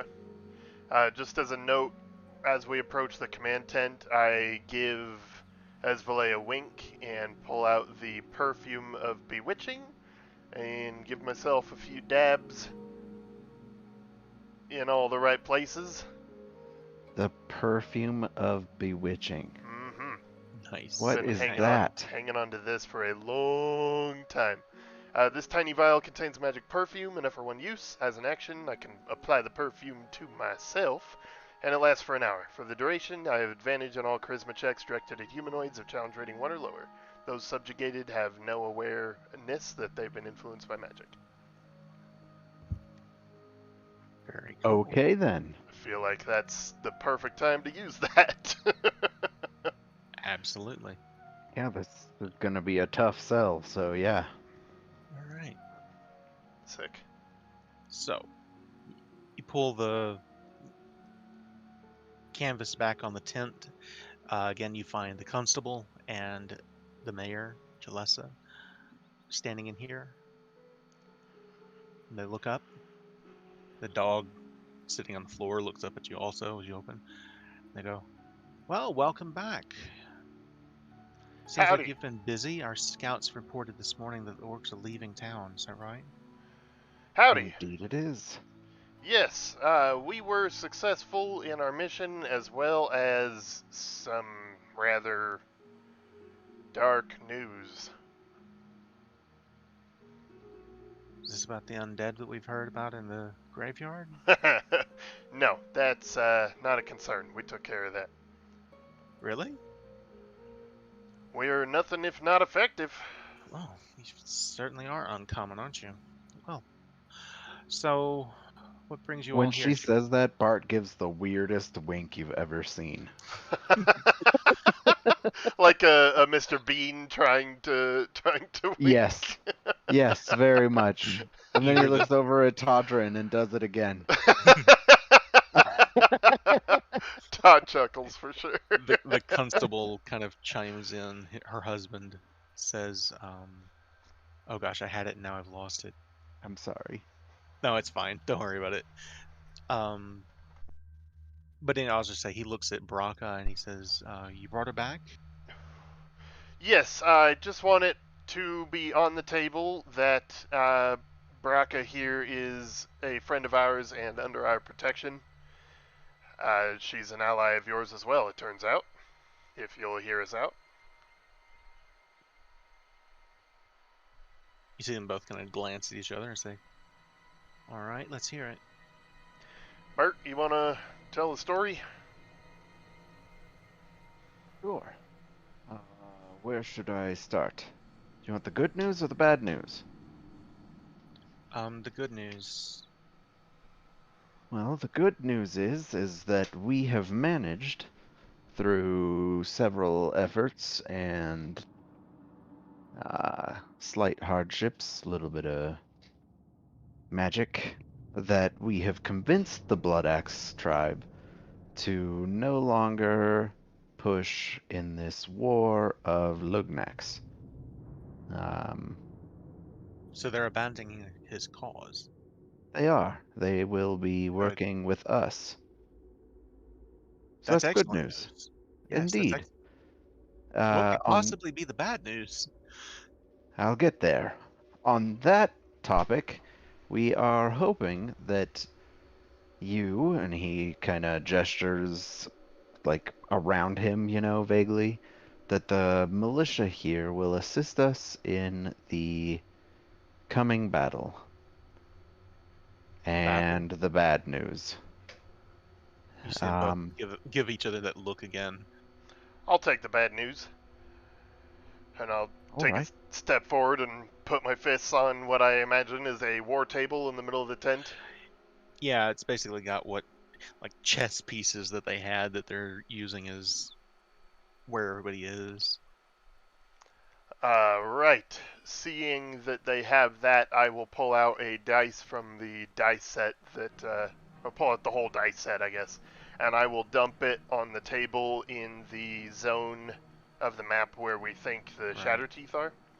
To the west. Yeah, and I will say this is another orc horde. I'm sorry, what? Yeah, the Shatter Teeth. We've had the pleasure of meeting at least one of their number before. Nasty, nasty bunch. Nothing like what you've dealt with here. They are on their They're way. the ones that burned down Keldell, aren't they? Indeed, they are. We had some of the refugees come through. Right. Well, they're on their way here now. It turns out that Bracca's people here were set up in this position to be taken out by the Shatter Teeth. It was an ambush, a trap. So, they're here to kill everyone. That's not good news at all. Jalessa says. Hence the bad news part. Okay, how many of them do you know? More than what you've dealt with by a large margin. And I'll just lift a finger. Would you like more good news? Please. We have managed to reach out to Laurel Silverhand, the Open Lord of Waterdeep, and with one of our allies, who is a young adult bronze dragon, is on his way here with a missive to redirect the coming Zentarim army to assist us with this problem. Which means we'll potentially have the Zentarim forces, a dragon, and I have reached out to the elves to the southwest in the... What is that? Lionora. The Westwood. Yeah, the Westwood, thank Oh. you. The Westwood. And they are sending a contingent of rangers as well. Well, that's all good news. And That's I'll great. Indeed. plant a fist on my armor where my symbol of Sunni is. Not to mention a small team of paladins of Sunni are on the way as well. They'll be a lovely addition to our forces here. But That's perfect. we are here to convince you to join in the effort to save your town here. I'll just say, you guys have told them you've got all these reinforcements coming. They're on board. And Yeah. The constable says a lot of these men have been ready to fight since the initial attack on Red Larch. They're ready. To be clear, what we're asking is that you fight alongside the orcs that have taken your town under the misunderstanding that we have solved. Kind of nods his head and says, "There's going to be some that are upset about that, but I'll talk to them. We will talk to them.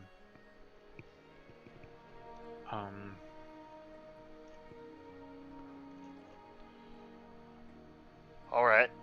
Let me get this straight. And he kind of points to the map. And he points at westward. It says, you have rangers coming from Lionora. He points to the long road. He says,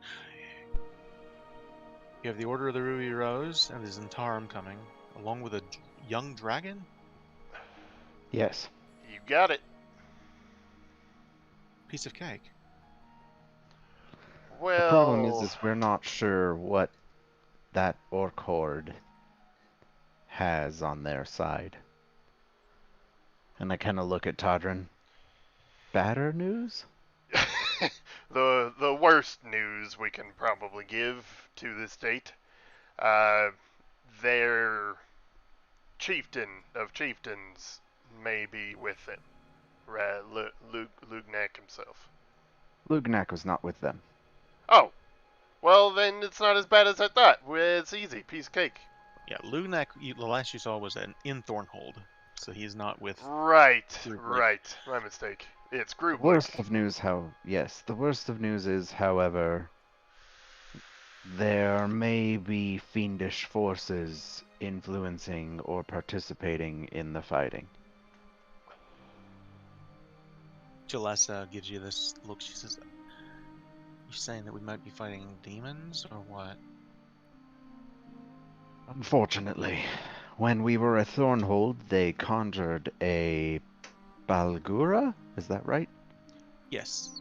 Yes, they conjured a Balgura onto the battlefield, which I'm not sure how much you're aware of, is a greater demon. Not familiar, but that sounds awful. Yes, imagine a giant, very angry, very powerful ape. She kind of glances at her husband. She says, Rest Maybe. assured, if we encounter those, my party here will do our best to deal with those situations. well, that's good to hear. Yes. I mean, orcs are one thing. Demons is a completely different issue. Yes. Well, we have experience with fiends, and we're here to help. You sure do. I personally specialize in the handling of those creatures. Well, that's good news.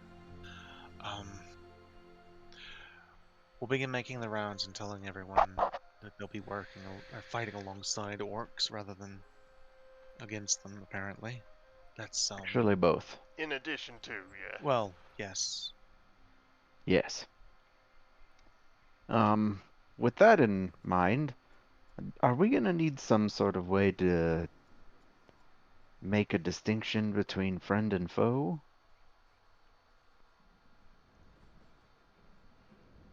Well, we have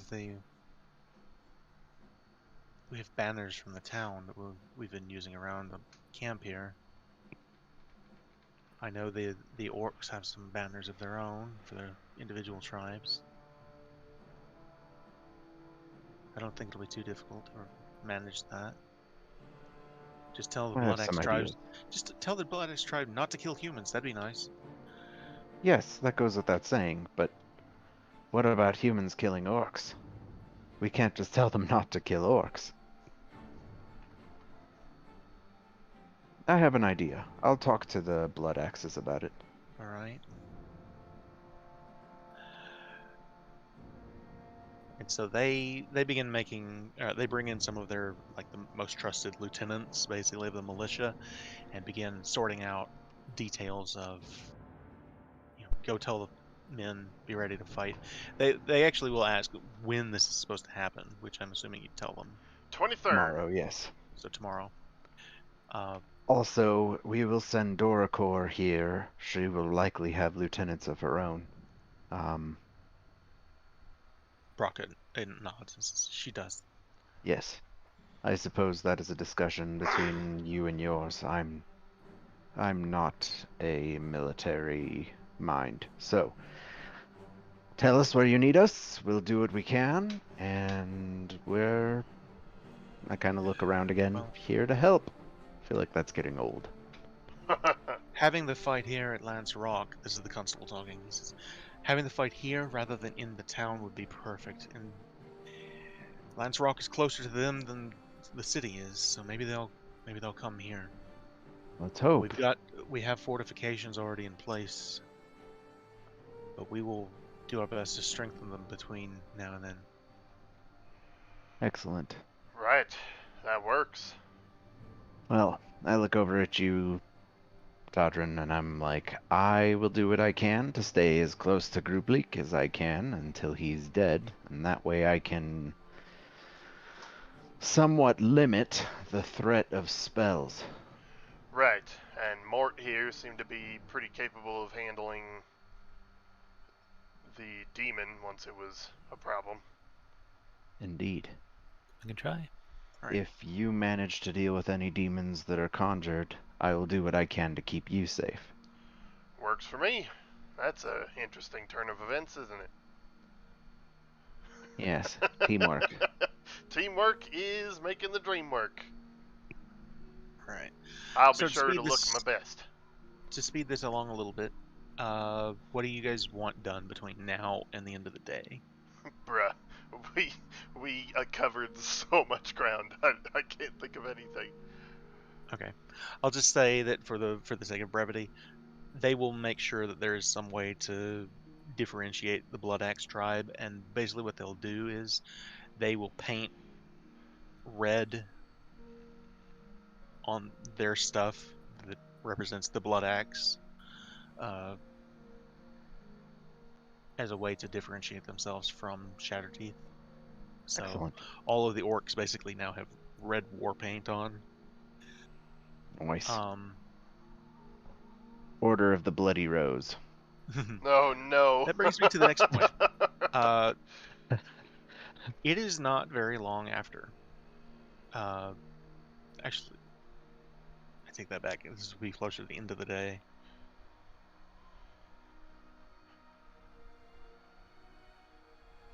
Actually, Zelifarn will arrive a little bit earlier than that. So close to, say, the middle of the afternoon, there are some of the lookouts around the camp that kind of point up in the air, and you see a flash of bronze in the air. And Yay! That's my Zelifarn favorite band, lands. Flash of Bronze. Zelifarn lands not very far from the camp. He'd make sure not to fly into the camp because he doesn't want to freak people out too much, but you are all alerted very quickly to the presence of Zelifarn. Excellent. We head out to meet him. All right.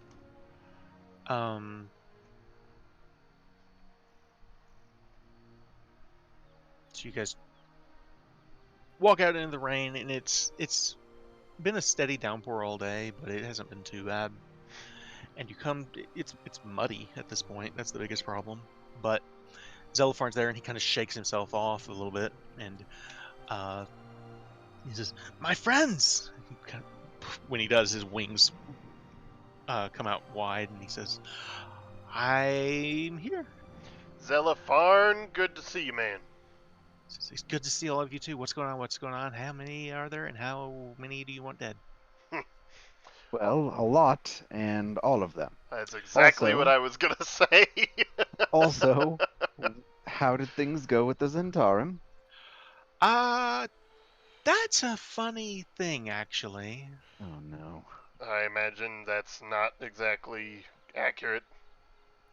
Just so I stopped and I talked to the guy that's in the charge of everything. He was actually a pretty personable fella. He wasn't too bad, but anyway, he said no can do. To which part? All of it. So he's disregarding the orders of Waterdeep. No, he's not coming. At all. No. So they turned around. Yeah. Did he say why? They had already turned around before I got to them, actually. He said that even if he turned around again now, he couldn't get here in time. Why did they do that? He didn't say. That's not Good. I look at Bert. How? That's got to be something more important to the Zentarum than the funding of Waterdeep, yeah? Whatever they're going back for? I'm not sure. I really don't know. I mean, if they were paid, they would do what they were paid to do. Unless there was something more important. More... Which makes me more concerned about Skullport. So I kind of got the impression that they had other orders. I don't know what he didn't say exactly, but Did you happen to infer where those orders were from? Was it an update from Waterdeep or Zentarum stuff? he didn't say.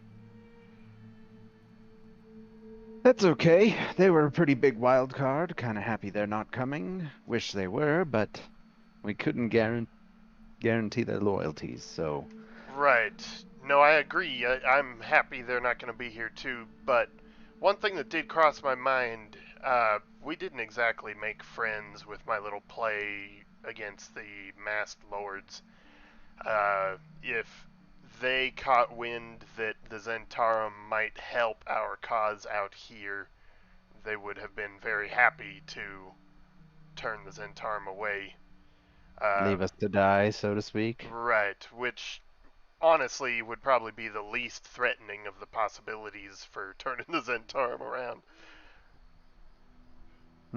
But I'm just throwing it out there. They may have done us a I feel like favor. that's a problem. Yes, that's a problem for another day. Absolutely. That's a later problem. That's a level. That's a problem for future Bartholomew. That's a level 15 plus kind of problem.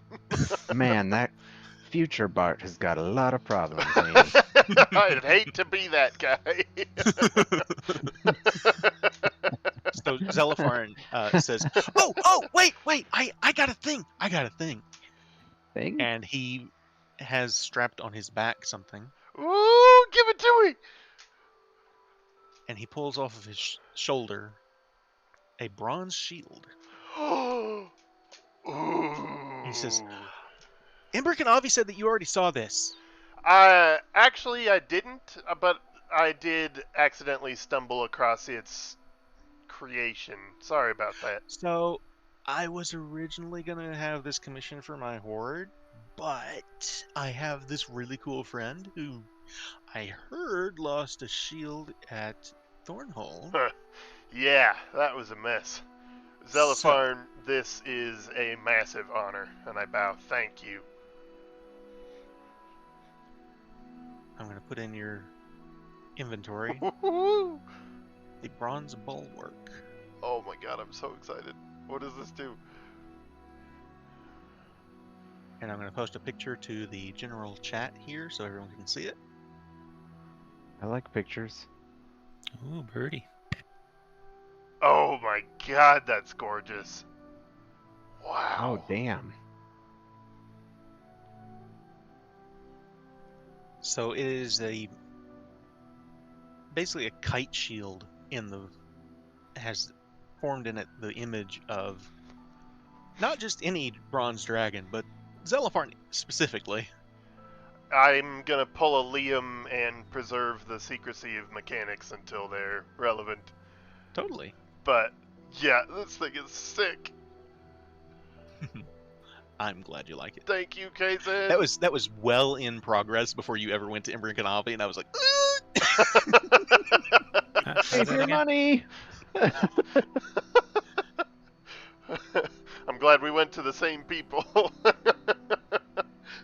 Nice, Kai. I just saw your wink. That's Bart, right there. Really fucking awkward and looks like I'm having a stroke. And he says, so, I wish that I could have gotten something for Bart and for Mortimer. And he looks at Esvelyn and says, and for you too. I will. I don't know what to get all of you. Don't worry about it. Helping Todrin keep us safe is always a help. Sorry, just a second. Oh my god! That is so cool! Okay, yep, that's fun. I can't wait to use that second one. Is that better than what you had in mind? Yeah. Yes, it is. Good to hear. Those are fun. Those are fun mechanics. I forget, is it attuned? Does it have to be attuned? It Requires may, I'm not attunement. sure. Yes, it Okay. does. So you may have to get rid of your ring, but Feather falling. you're going to be terrestrial today anyway, so. What are my 3 things? We On can you do right 3, now, right? it is Azure Edge, your Cloak of Elven Kind, and Right. Your Heartstone. your Heartstone. Oh, you actually have 4 attuned right now. Does the You also cloak have. require attunement? Cloak doesn't require attunement. Oh, I apologize. Yes, it does. Cloak of Elven Kind requires attunement. Oh, there you go. Attunement acquired. Well, shit.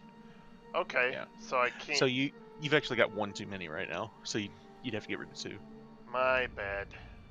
That's okay. So that's Azure Edge, I don't the think cloak. you've rolled a stealth check since Undermountain anyway. Yeah. I'm sorry, the 4 right now are the ring, the cloak, Azure Edge, and my stone for armor. Right. Yeah, so you need to bring it down to 3 though. Okay. Can you toggle attunement in this? You should be able to. Yeah, right. Oh, maybe not. Oh, right click, attuned item. Yep. Oh, yeah, break attunement. Okay. So it'll take you about an hour to get that set. And he says, I there was something else. I flew over. So this Zentarm turned back, but there is a group of horsemen that are coming this way. They looked a lot like your armor actually. I don't know Yeah, who it was though. they're my people. The Ruby Oh well, Rose is here to assist. I mean they'll probably be here by nightfall. Good. Holy shit, I'm excited. So I'm gonna go ahead and skip ahead to that too then. Okay. As the sun's beginning to set, you now see a squad of knights in immaculate, shining white or silver armor. It's trimmed with red and gold, and each one of them is riding atop a beautifully groomed horse. Many of them, the braids, the manes on the horse is braided. It's like they look just top tier. They look great. There's not a, despite the fact they've been marching in this muddy weather, there is not a speck of dirt on any of them. And but as I know that they're coming, I also take time to use my plate mail preening pouch, and I look spick and span as well. You see that the banner of the Order of the Ruby Rose flaps in the wind as they come to a stop. And it doesn't take long to realize each and every one of them is a woman. And the knight at the head of the formation dismounts her white steed, removes her helm, frees her long brown hair. Toddering, you recognize this is Sister Ayana Targana. Or, excuse me, Aina. I've got Ayana. This is Aina. A-I-N-A. Marissa and Larissa. Yeah, this was unintentional, I promise. It's okay. Like you said, Aina lots of names. Targana. And she says, she walks straight to you. She says, "It's good to see you again, brother and Cathra. Don't think I've seen you since your knighting ceremony." I've been busy. The uncommon are everywhere, it seems. I shake her hand. It's good to see you. Thank you for coming. Yeah, she shakes your hand and she says, "I think that what you were worried about might have passed." Well, you see, the Zentarum may have turned around, and I would like to know what you know about that, but we do have a much bigger concern, so thank you for... Well, we passed them on the road yesterday. Right. We were about a day behind, well, less than a day behind them when they left Amphel, and yesterday morning we passed them on the road, and they turned around and headed back the way they came. Did you happen to talk with them at all? Typically try to make an effort not to talk to the Zentarum. Ha! Same, sister. No, unfortunately, I don't know anything more than that. But you said there's something bigger. What's the problem? And for the sake of brevity, orcs, blah blah blah, townfolk, blah blah blah, She blah blah goes, blah. wait a minute, I thought we were coming here as part of a peacekeeping mission. Well, there will be peace found after we kill all the Shatterteeth. We've been helping to protect Amphale from opportunistic bandits, the occasional goblin. These women are well trained, but none of us have ever seen a real battle before. She's kind of leans in quietly. You know what? That's the case for most of the militia here as well, but we all need to do our part here. This could be the turning point for the entire region. All right. Well, was Ina there when Lorelei pulled her stunt at the temple? yes, actually she was. Sister Ina, I know I'm pretty sure she was. I know you were there when I made my speech about... Hold on one second. Was she one of the ones that actually got mind controlled briefly? Fuck if I know, dude. It's been so long ago, I didn't even think of that until you asked. She might have been. I think she might have been. I'm not sure now. I'd have to go back and watch. I'm sorry, but anyway, to continue. I know you were there when I gave my speech about my hopes for the direction that the Order could take. This was exactly the kind of thing I foresaw coming. I know that typically we don't lean into this sort of action, but we stand for good, whatever form that takes. And today that means here, fighting these orcs. Well, and I can't think of anything more beautiful than bringing a tribe of orcs to fight alongside humans against this horde. Yes, and on that note, actually, if you want to continue into Red Larch, there is quite a peaceful scenario going on. Might even make some friends. I'm glad to hear it. I give her How's a wink. Larissa doing? Larissa's good. Larissa is just such an angel. She's really... Safe and sound? Yes, she is. Good to hear. Right. Well, thank you for coming. This goes down tomorrow, so enjoy your time in the town. Let me know if you need anything. All right. So is there anything anyone else wants to accomplish before this day is over? Any scrying spells, sending spells? I'm going to cast sending again. Preparations? Sure. I'm going to let Dagna know. How much mithril did we say I was going to need? 10 pounds? Let me... It's on our chat thing. Let's is. I'm not going to go through it right now, but I've just... whatever amount you need, I'll let her know. Available. Yeah. Sure. 10 pounds is what we would need. Right. She'll just ask, we can do that, but how do you want me to get it to you? I'm going to put that in my sending, so we'll continue forward and I'll send it to her. Okay. So, does anybody else have anything they want to do? I am good. All right. In that case, while he's doing his thing, I'm going to say if anybody wants to take, say, a 5-minute break before we get started with the next day, go ahead and take it now. I thought you had some of the coolest, like, actual real-life kind of thunder sounds in the storm, and it's actually thundering outside. It's like, that's so immersive. Oh, just wait. Oh shit. No. Orc's gonna bust down. Oh, fuck. Okay, be right back. Alright. 5 minutes. It's so hot, Drax. I know, bro. I went outside to take socks out, and I was like, Jesus fucking Christ, it's summer. Yep, I had and to... And it's not even summer. For the first time, I just turned off my miner, because it's hot as fuck up here. I really think I need to get the air ducts cleaned out here, because they built me a AC unit designed for this, this square footage, and it barely reaches upstairs. So I'm just gonna post this because it's funny. To general, it may be hot for where you guys are, but is it this hot? Probably not. Fucking 100 degrees. Fucking Texas. It's hot enough it doesn't even One register on the dot thing. dot. it's kind of like Almost. it's kind of like the ID thing where if they see a 1 on your year birth, you're legal for liquor now. If you Oh, see really? Cool. if you see a Nice. 1 dot dot dot, you know it's just fucking hot. That's all you need to know. It's 98 degrees here. We are sitting at about 104 right now, I think. That's great though, Kazin. I love it.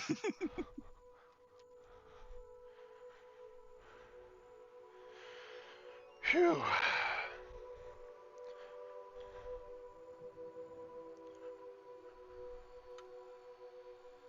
Yeah, it's up there somewhere.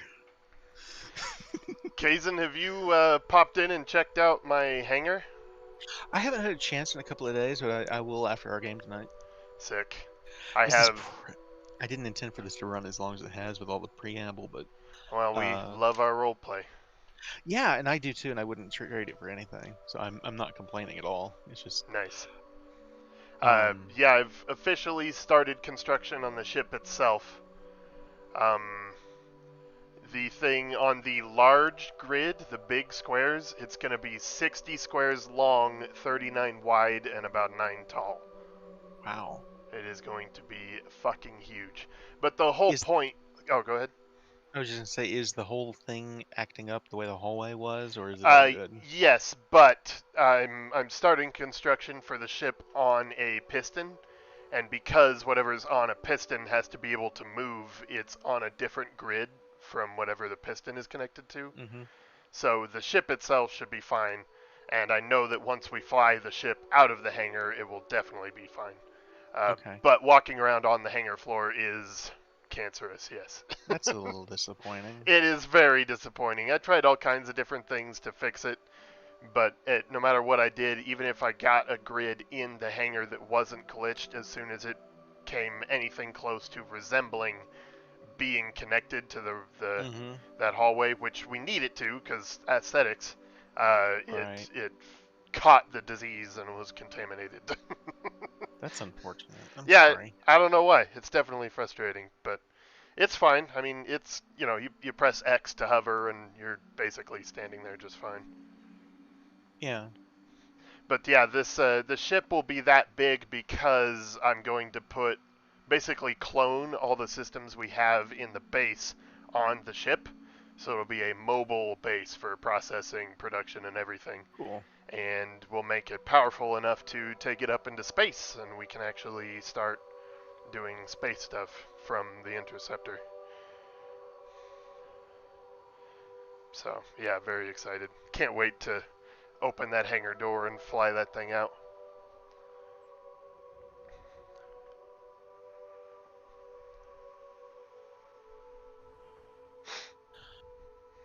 I'm gonna hit the bathroom real quick. Sure.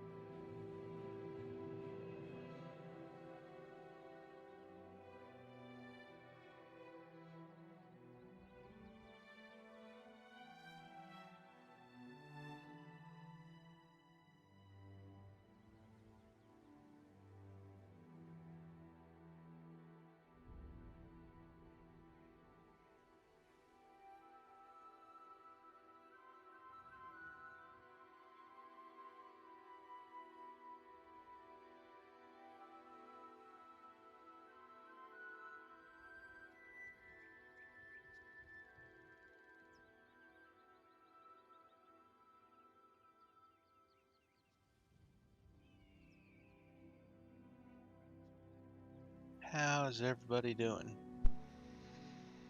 Not Miserable. bad.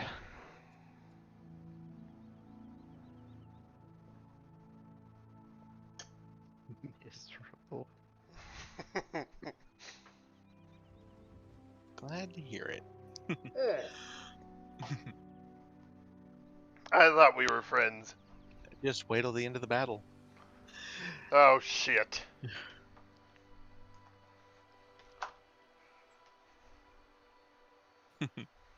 As long as my girlfriend doesn't turn out to be a demon sucking my soul and my religious status doesn't turn out to be a hoax at the same time, everything's fine.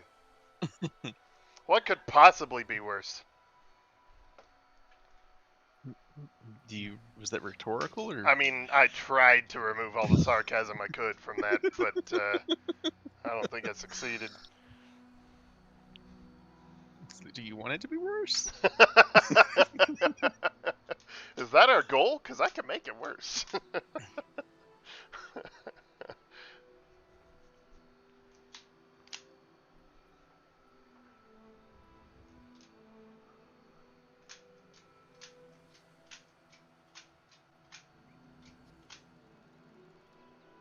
You know, it's funny to me. And he wasn't a big deal in the campaign in Dragon Heist. He was just at the very tail end. But have you guys considered anything about where Oranax is or what he's doing? Gold Dragon. Oranax? Oh shit! Right, Totally I thought of forgot. that the other day, actually. No idea. He was set to guard the place by what's his fuck, right? Neverwinter Lord Neverember, yes. and Neverember. So he probably fucked off to Neverwinter. Actually, he felt betrayed by Neverember. He was lied to that the gold was stolen. Oh.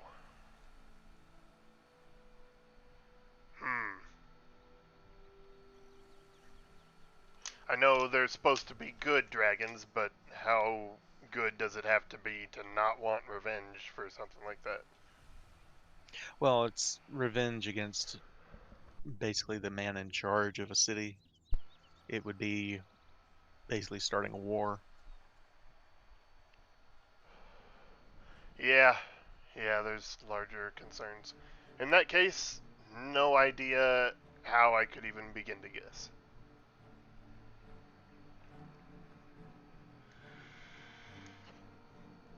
Maybe he'll hear about the orcs and come say hello. He hasn't yet. It's been going on for 6 months. Maybe Bert can send him a message. You could try. I like this idea. Kalania, are you with us?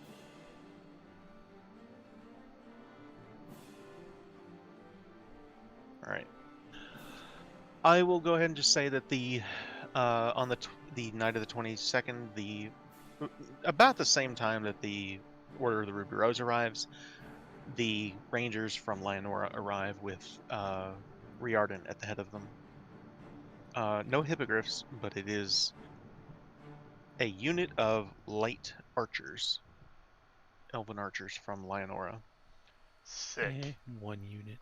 There he is. So, as of right now, you guys have the Red Larch Militia, the Blood Axe Tribe, Order of the Ruby Rose, Lyanora Rangers, and Zelafarn. Each Fuck of them yeah. count as one unit. I'm going to presume Hind is going to want to handle the Order of the Ruby Rose. Sure. I think he already has. Do you guys have preferences on? Do you guys have It does preferences on how require you a want more to? thorough investigation. You guys have preferences on how you want to divvy up the rest of your units? One of you take the dragon, one of you take the light archers, and then Light archers from the militia? no, No. the elves. Oh. So, what? So it's a unit of militia, which are the Red Larch Militia. Right. They're a levy. Right. The Blood Axe tribe is medium infantry. Okay. Order of the Ruby Rose is heavy cavalry. Light archers from Lionora, and Zelifarn, who is kind of his own thing. So whoever I'll take wants the to archers. handle. All right. I will take. Come Okay, on. I'll go with Zelifarn because I feel Yeah. like we can stay in the thick of the fight, and I can try to stay on Grubleek. Well, here's the thing: you're not going to be like riding him or anything like that. It's more. Oh man, Well, he's been resistant to that in the past. he's It's been more against it you. every time. Yeah. This is basically you would be directing him on the battlefield. Okay. Hey, listen, you ride Zelifarn and I'll ride the Ruby Rose. All of them. All of them. Wow. So for the record, Okay. I want to point out one quick thing.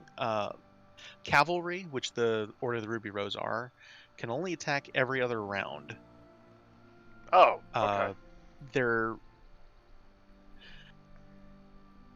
If they use their charge ability, which you'll see in a minute, Yeah.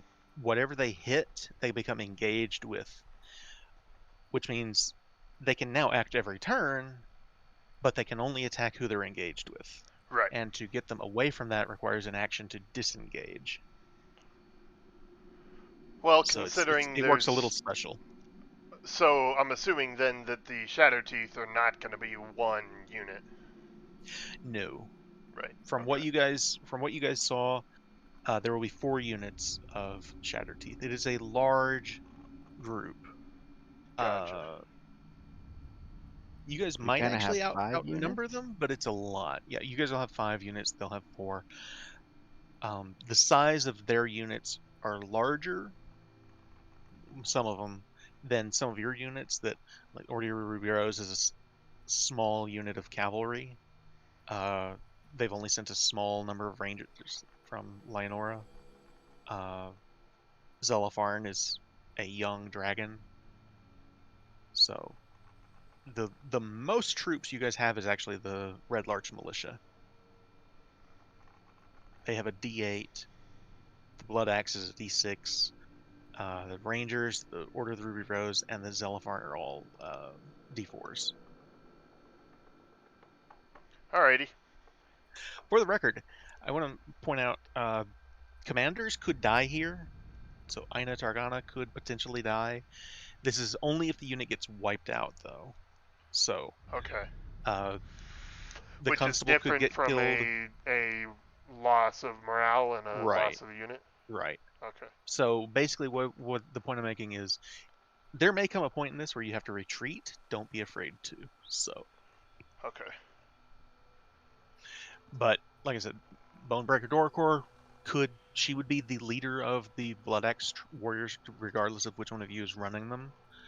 Zelifarn could potentially die here. She could die here. Riordan could die here. Aina could die here. You guys could die here.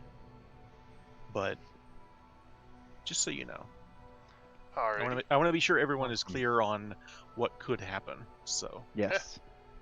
This is a battle. yes, Consider the skirmish. waiver signed. as such, give me 1 second here. I don't need the information about the Helders anymore. I'll move that to the side. So the night passes. If anybody needs their long rest, go ahead and take it again now.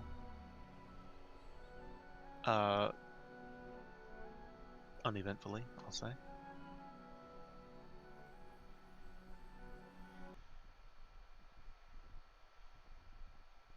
Yesterday was a little bit of a reprieve from the rain. It was coming down lightly all day, but you all awakened this morning to dark storm clouds overhead and pouring rain. It's already been muddy it's been raining for the last 2 or 3 days anyway. But the morning of the Kythorn, the 23rd, is pretty tense for everyone. Even the orcs of the Blood Axe tribe seem unusually quiet. The camp at Lance Rock is filled with the smell of freshly cooked meats as the militia line up for breakfast. The clanging of hammers at the two smithies began shortly after sunrise and hasn't rested. And a pair of riders from the Red Larch militia, armed with short bows slung over their shoulders, ride westward to scout out the approaching orcs from the Shatterteeth tribe. What would you all like to do first thing in the morning at Lance Rock? I'm going to ask Todrin if he thinks there is a good choice to target with polymorph.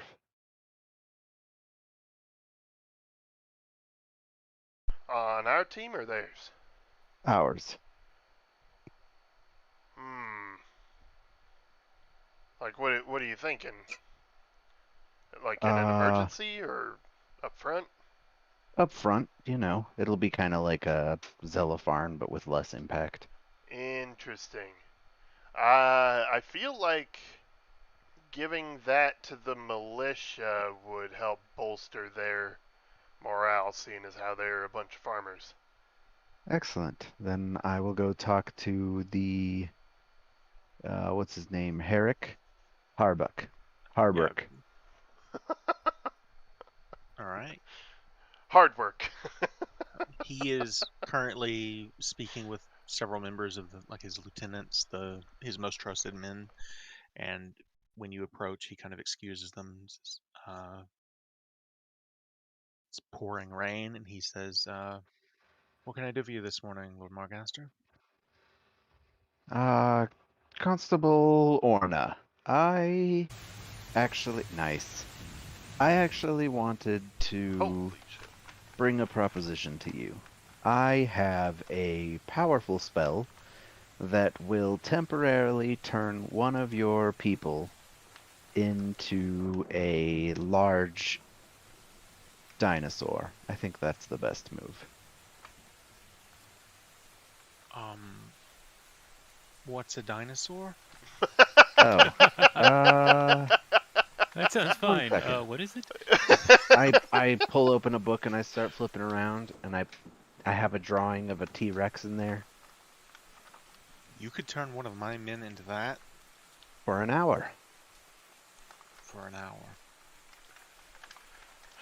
He wouldn't retain all of his faculties, but he would keep enough to, know what he's supposed to do. You could point him at the enemy and tell him to have at it. So he would know our team from their team. Yes.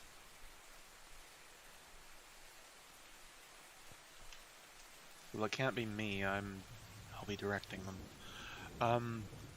Oh, you know what, Kason? I don't know if I can do that.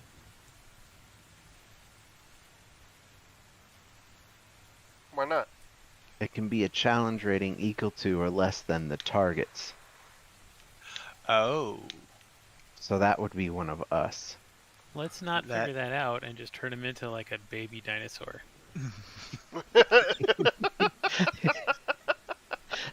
I can make one of your units amazing. Yeah. He's just a baby fucking T-Rex. He's actually half his normal great. size. Okay, so yeah, it's a little let's complicated. retcon. That No ain't problem. gonna work. Yeah, you would know that that's Yes. not gonna be a thing. Yep. I didn't know that. That's interesting. I knew it. I had forgotten it. Right. So Spells are complicated, man. Mm-hmm. Yeah. So True that, man. if you want to cast it on one of you guys, you absolutely can. Probably not gonna be able to give it to like his dog or anything. Okay, well, then my next thing would be to go talk to Esvale about this. Okay. What would you say Esvale's challenge rating is? Believe it or not, 5. 5? That's disappointing.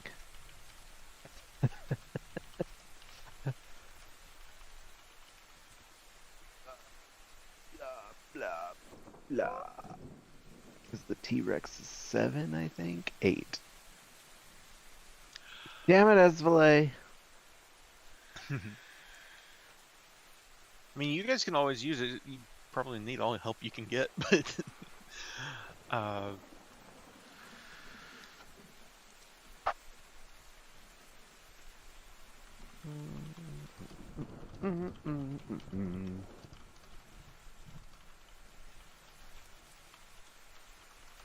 while he's going through his things, anything anyone else wants to do? No, I think I'm ready. I could turn her into a brontosaurus.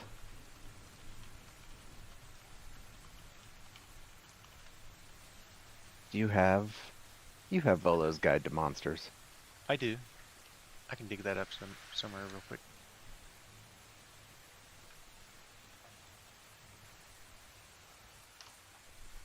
Fucking brontosaurus, what the fuck? I don't have a token for one, but I do have one here.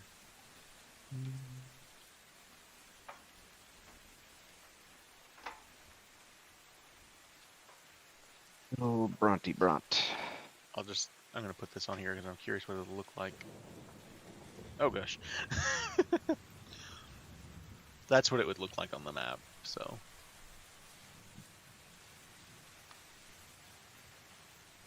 That's a big guy.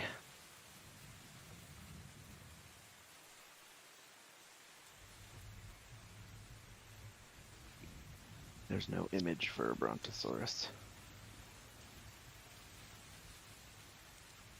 That's okay. Thing has So. 121 hit points, though. Nice.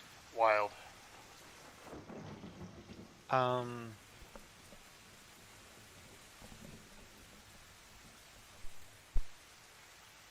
Anything anybody wants to do before we get started here?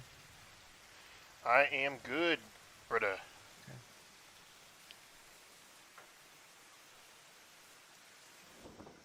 Are you ready, Drax? I'm ready. All right. Well, what did she say? She's willing to give it a try. She says that it's certainly the opposite of what I usually do, but I'll give it a shot. It'd give you a much bigger impact on the battlefield. I'm up for it, sure. Excellent. I'll let you know. That's my girl.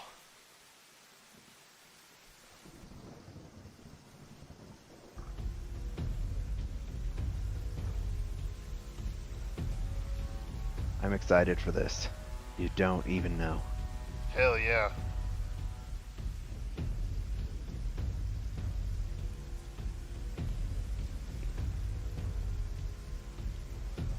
So,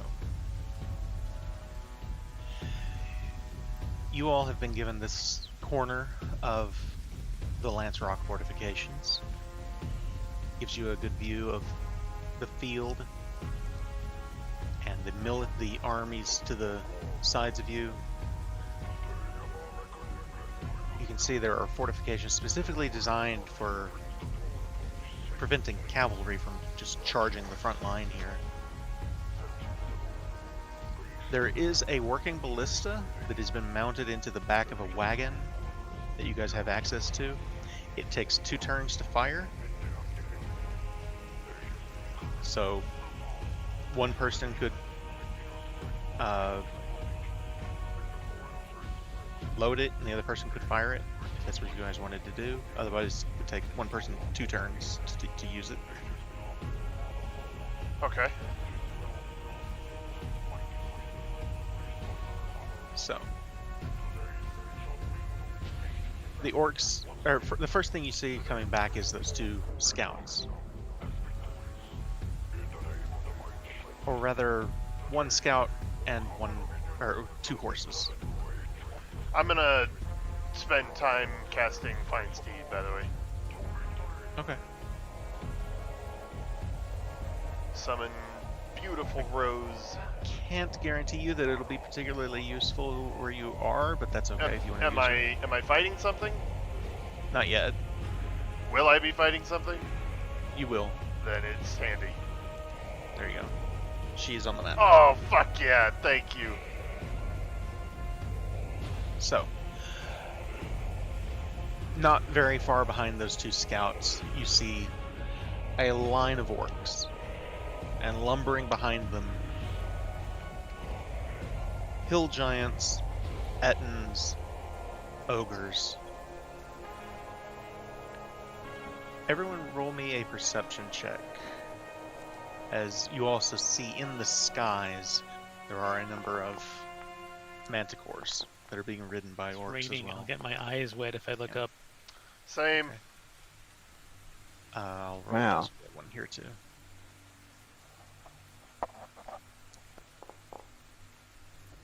Esley rolled a 3 also. Woof. So, at the moment, none of you see Grubleek. You know he's out there somewhere, but you don't see him immediately. And so, for the moment, I'm going to start this.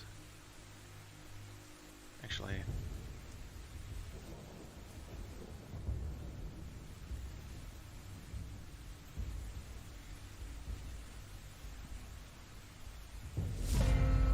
I need everyone to roll initiative.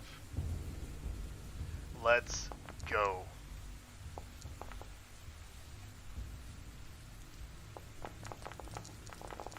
Oh my god! And those are just each group. This is just what's on the map currently that you guys are facing.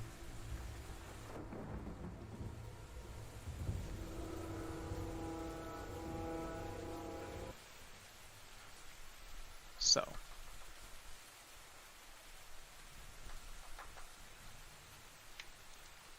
The orcs' front line begins charging all across the field, right in front of you. And they come to clash with everyone.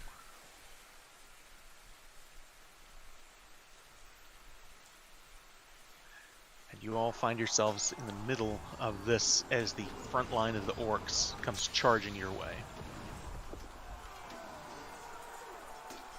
Here we go. This Eye of Grooms is leading the charge in your direction first, and he is going to try to cast a spell. How far away is he? That's a good question. How far away is he? By the way, feel free to place yourselves anywhere within that area that you would like to. Can't move because it's not my turn, and I can't move Oh. rows. Go ahead. Sorry, now you can. Oh, there we go. I'd say by now you're well within 60 feet, so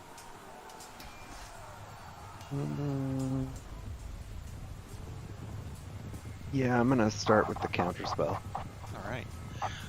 So he comes charging up with all of these men behind him, and you see him. He's got his hands in front of him like he's trying to cast some sort of spell, and you cast counter spell, and immediately he just kind of looks into his hands and just like, what just happened? It fizzled in his grasp. Nice. I'm gonna turn this up a little bit. So I've got rain layered on top of the battle sound. I don't know if I want to add music to it, but if you guys think I should, let me know. Please. Can always turn it off. I'm worried that having 3 might be too much, so. Only one way to find out. Sounds good to me, dude. Yep. Alright. That's movie level soundtrack right there. Oops, I do not need a cone.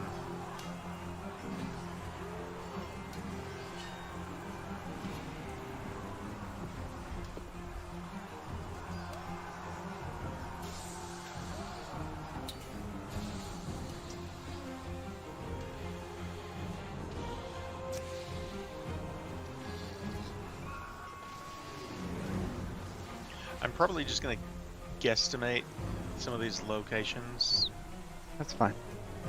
just because I don't want to count all these squares, but they're not going to make it all the way to you immediately. These guys are interesting.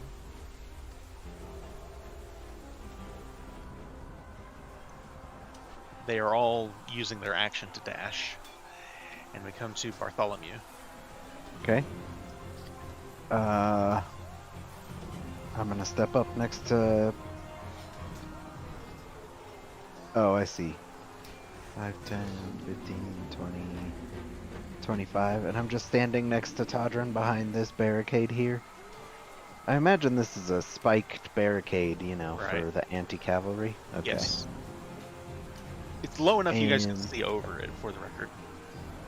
So we've And, got Darth Vader standing next to the Knight of Roses here in the rain.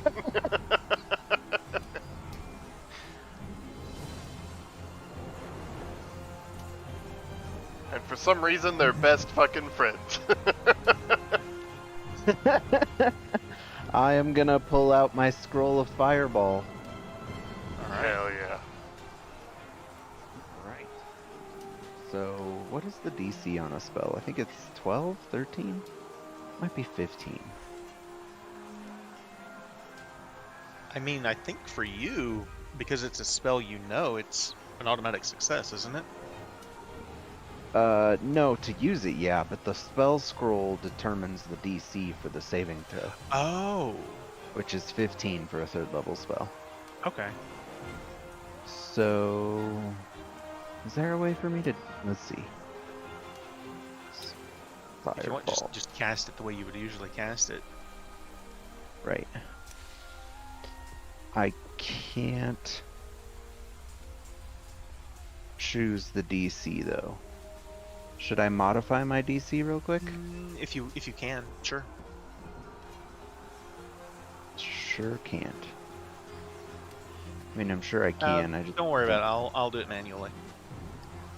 Okay. Who are you targeting? Working on it. I'm gonna hit as many orcs as I can. All right. Nice.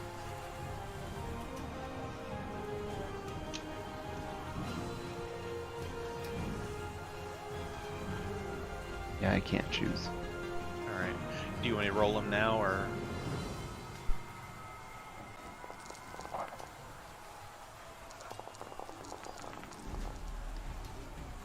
Well, we're lucky enough. You shouldn't have had to do that. Everything fell either well below a 15 or above it, so the rolls all worked out. All right. Only one succeeded.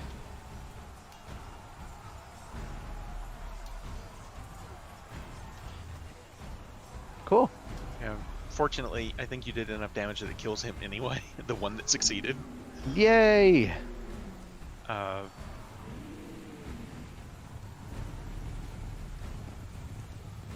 Perfect. Oh, not quite. Okay, he barely survived. The one that made it barely survived. So Cool. there's this huge explosion on the battlefield in front of you all that almost kind of signals that the whole thing has begun.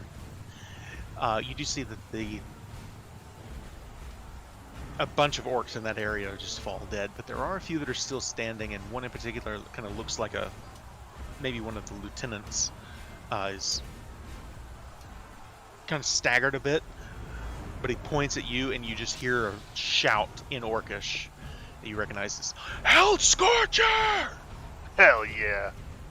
Get some! Is there anything else you want to do on your turn? I'll yell back at Esvalet. Get that ogre, Esvalet! I got you! All right. Oh, right. I got the combat tracker doesn't have initiative for me. There we go. Yeah, it does. I lied. All right. This guy is going to charge in also, again using his action to dash. And we come to Todrin and Rose. Todrin, I'm going to... Did Rose not get put on the initiative tracker? It looks like she didn't. But that's okay, because she should go after you. Or on your turn, I'm rather. muted. Yeah, she'll just share mine. That's fine. All right. And if she's in the player screen, which is super handy, thank you for that. Is her attack moves on there though? Yeah, if I scroll down. That is so sick. Very handy. Alright, so time for Old Faithful. We're gonna do some plant growth, baby. Bart, don't let me forget, I'm coming back to you and Todrin at the end of the turn, so Oh, right, for warfare stuff. yeah. I completely forgot the thing that we're here for. So that area is now difficult terrain. Okay. And How big of an area from there? It's Like, a 100-foot, Okay. 100-foot radius. 200. So as as far as the battlefield goes, there's a significant portion in front of you guys that is filled with this tall grass and winding vines. However, there's plenty of orcs that were already going around that area, so Yeah. it slows them down coming to you, but the battle itself, this is only a small amount of what's going on. That's totally fine. And then I will... Oh, oops. That was not something I wanted to do. Can I just... Bless me. Achoo! Bless me. Woo! So I will move... Can I not move Rose? You should be able to. There we go. Oop, there you go. So I'm going to go ahead and charge at the spellcaster there. Alright. And Rose is going to do some attacking here. Oh, there's some invisible walls that are just to prevent you from going through those things, is what probably was. Yeah. So we will target that. And then trampling charge. Why is that not happening? Come on. It won't let me click on trampling charge to use it for some reason. Because you would use hooves. Oh, that's fair. Wait, there it is. Because it's a saving throw for trampling charge. Right. DC 14. He does make it. Okay, so he's not prone. And then we'll go ahead and roll hooves attack.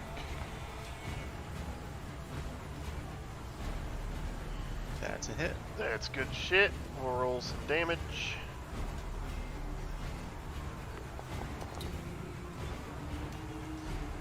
Atta girl Rose. Alright, 13 points of damage to him. I think we will call it a turn there. Alright. So, now we will come back to this.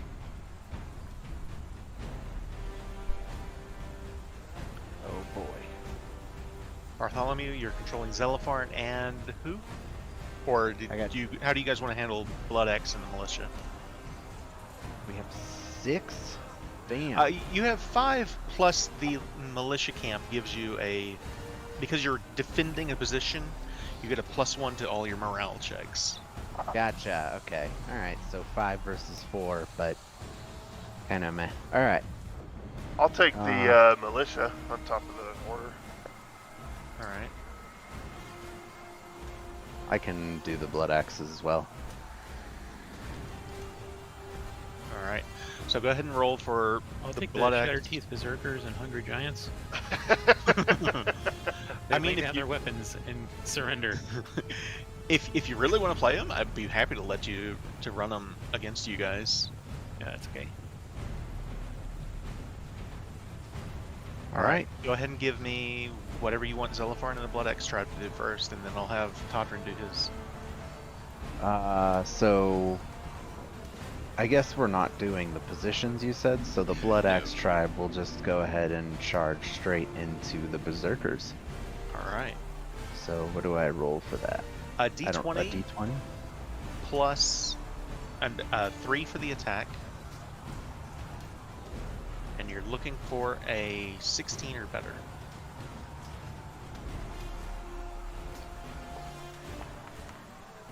It's not a 16. No, unfortunately not. Alright. So the Blood X tribe does charge forward and they meet Shatterteeth. The Shatterteeth guys dig their heels into the mud, and they are ready for that charge that comes at them. There's a few that get knocked down in the mud and a few that get killed or injured, but it's not enough to inflict casualties. So, wait a second. I get advantage on the first attack check. There you go. That's true. You have they have Savage, which gives them advantage. So go ahead and roll that second. Come on. There we go. That's a hit. And now you have to beat their toughness with a power roll. So it's And a that's D20 plus plus 3, and this time you're looking for just a 13. Come on. There we go. 19.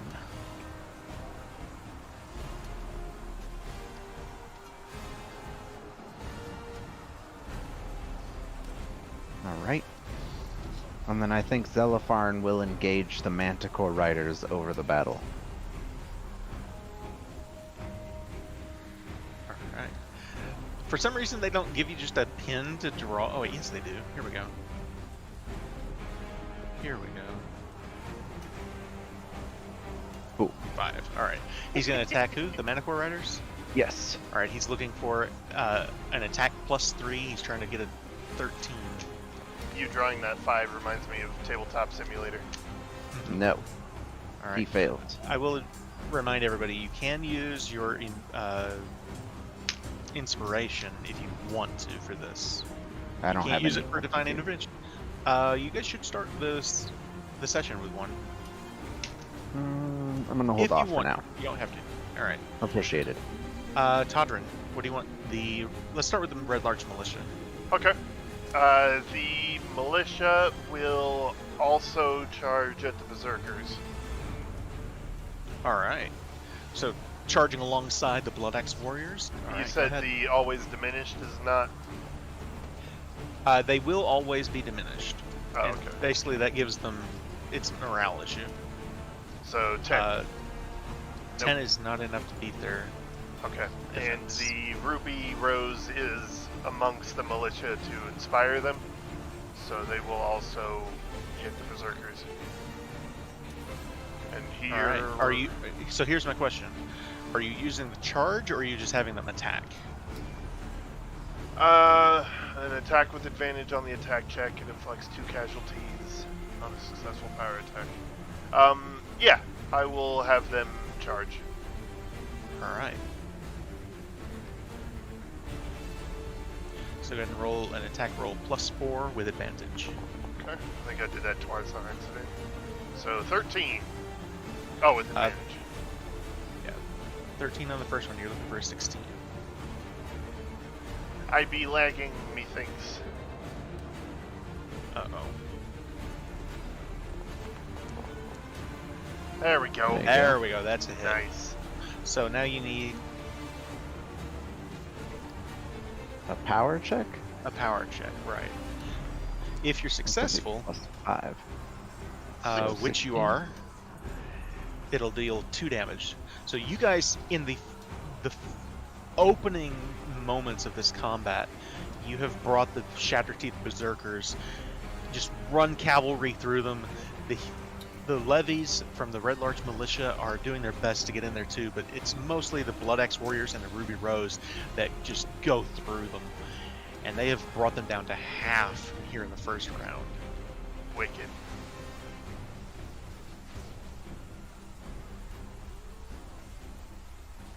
Is there a way I can manually switch between the 2 maps? You should be able to up at the top. I see Battle of Lance Rock, but that's only showing me the cards. None of the others are... Let me see here 1 second.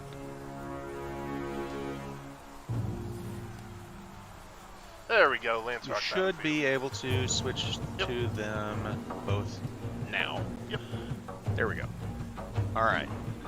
So, that brings us back to the actual battle at hand. Or your battle at hand, rather. This orc is going to try to move at how far is it with plant growth? Difficult terrain. It might even be worse. Because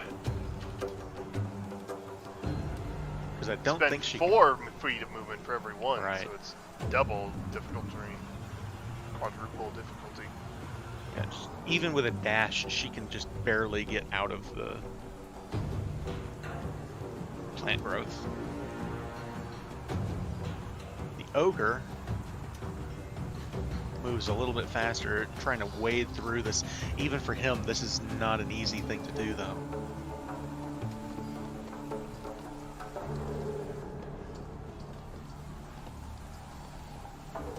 He does eventually get out of it, though, with a dash, but he doesn't get very far, just to there.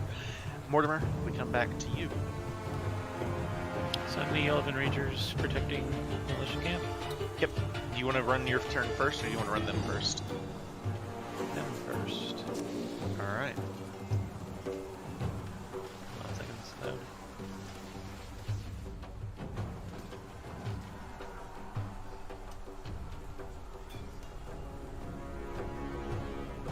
Okay, so I've got like I can't be horrified.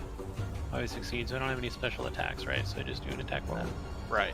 And you've got a +3 to your attack, and you can 'Cause of attack okay. any of them if you want. It's disadvantage against the boar riders, though, right? Correct. Yes. Thank you. Yeah. All right, well, we can reach to the air, so we're gonna go after the Manticore Riders. All right. It's just a D20 +3. Yep. Uh-huh.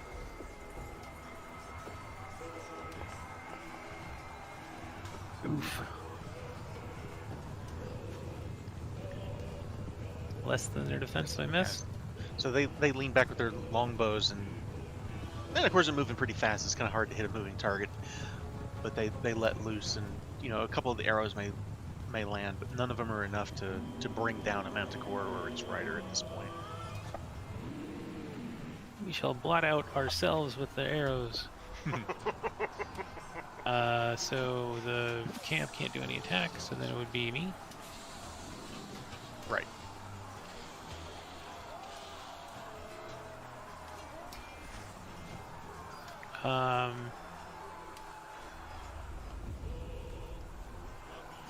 Okay, so then I can attack dudes that are... So that's one level of battle, and then we're also doing the attacks here then, right? Correct. Okay, in that case, I have Grumsh. We're gonna send a guiding bolt their way. I think for the second round, what I may do is I'll go through the whole round, and then we'll do all the battle stuff at the end. Alright. So it doesn't split it up. Yeah, I kind of like Or that. do you think that'd be better? I do. Okay. Good Alright. hit, Mortimer. Indeed. There's now a glowing Eye of Grumsh on the battlefield in front of you, Todrin. Alright.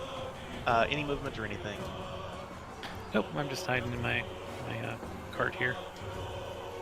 I just noticed Ezole is not on the combat tracker for some reason. I don't see anybody on the combat tracker. Really? I had to close that and reopen. Oh wait, no. There it is. Okay. There was another one I'd popped out and closed because it was empty. But now I see everybody there. Okay, I'm gonna have her go ahead. Where did you want her to go, Todrin or Bart? After the ogre? I told her to charge the ogre. All right. She's gonna come here and she's just gonna jump over this, and she's gonna start heading that direction. She's gonna use her action to dash. She's heading towards it.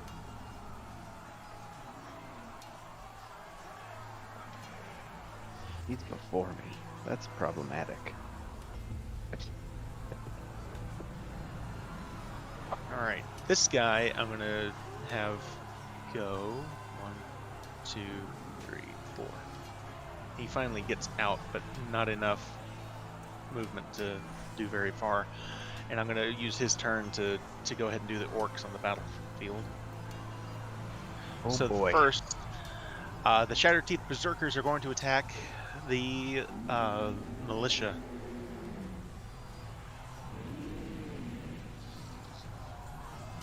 They get advantage on the roll.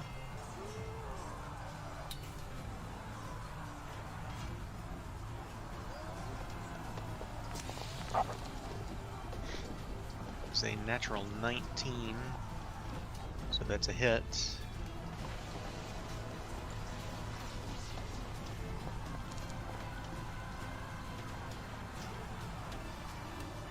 Fortunately, they only roll an 8 on the power check, so they, despite the low toughness of the militia, the Shattered Teeth Berserkers are not able to do enough damage to them to cause any significant Exercise. casualties.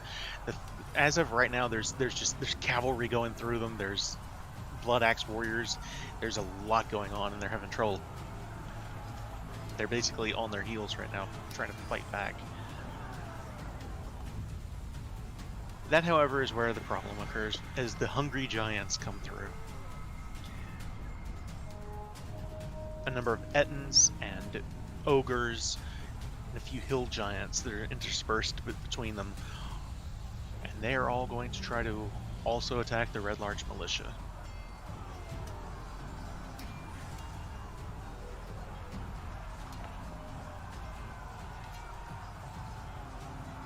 Surprisingly, that's not enough. That's only a 7 for them. Awesome.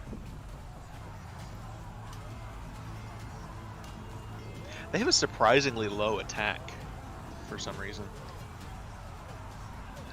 The Manticore Riders, being that Zelifar is the only thing in the air, they're going to try and focus on him and try and bring him down. They have advantage on their first attack.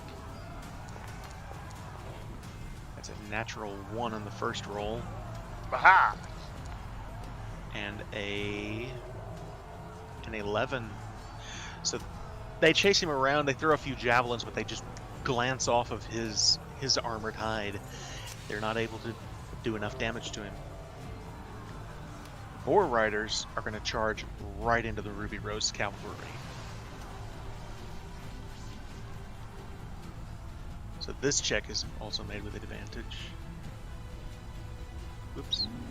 Hold on a second.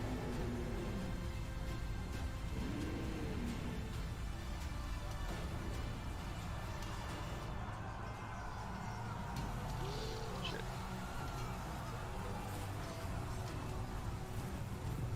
There we go.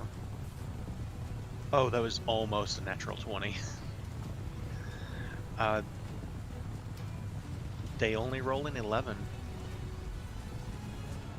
So again, they're charged. The Ruby Rose see them coming.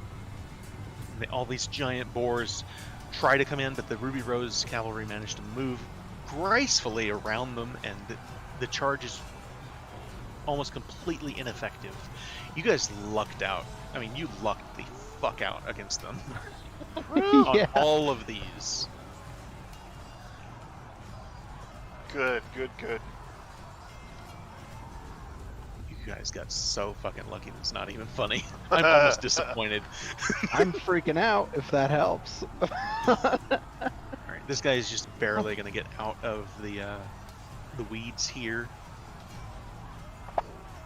This guy's still stuck way deep in it, and so is this one here. 6. And we come back to the top of the round. This guy is going to try to attack you, Todrin, on the back of your horse.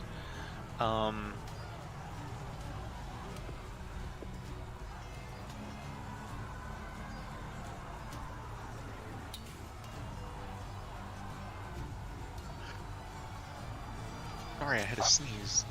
He's just going to use his spear. So he tries to thrust the spear up into you as you are over him, but glances off your new shield and does no damage. This orc warrior is going to try and come to his aid also and try to do the same thing with his axe.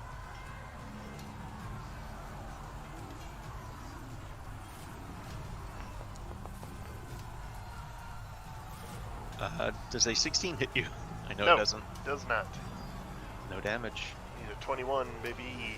And Ezreal is actually the closest one to this poor guy. This poor guy. He's going to try and attack her with a great axe also. 15 is not enough to beat her armor class, though. In fact, she is going to swing back at him with her rapier twice.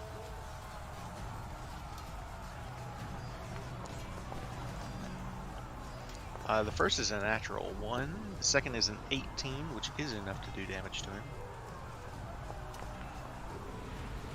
She deals 10 points of damage to him.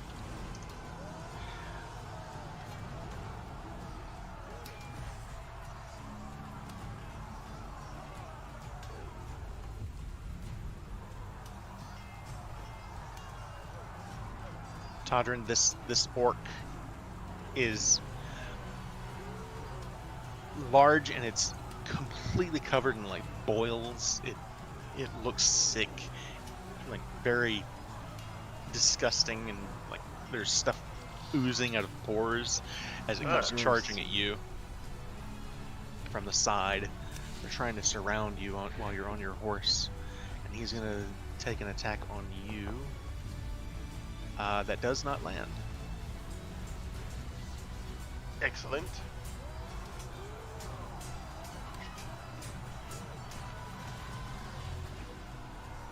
And we come to Bartholomew. I'm gonna point over at Esvele and cast Polymorph. Just imagine the look on everyone's face around you when out of nowhere a brontosaurus just appears on the battlefield. Those are the long neck ones, just so you're aware, Hell yeah. guys. Oops.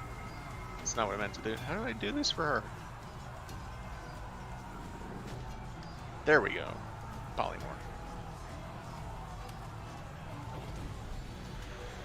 Holy shit.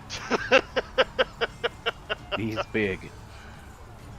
She's a biggin. She's a big So one. I will say this is actually large enough that I'm not gonna have her step on Todrin, but these two guys are both immediately gonna take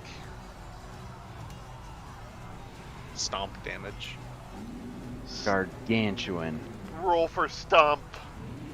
That's a 19 on the first one on the left,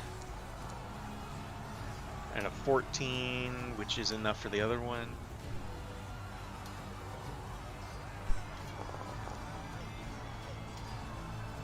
That one's dead for sure. The other one, you hear a scream, but he's still alive, and I think did I delete her? No, I didn't. I just moved her. There she is. So he's gonna be moved Squish. over to this side. There we go. But there's this loud sound coming from Esvele that Todrin you've not heard outside of the bedroom. Wow.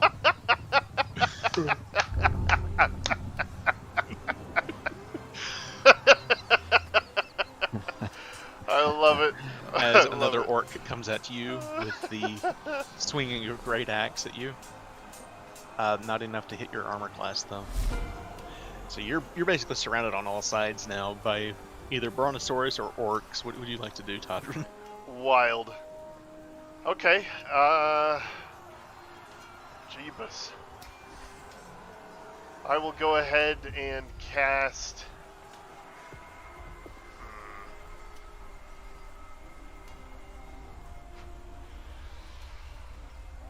That's tough. I think I'm just gonna take some swings with Azure Edge, see how that goes.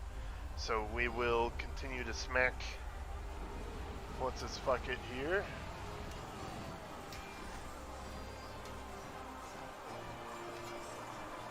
Oh, advantage because of the glow. Hits.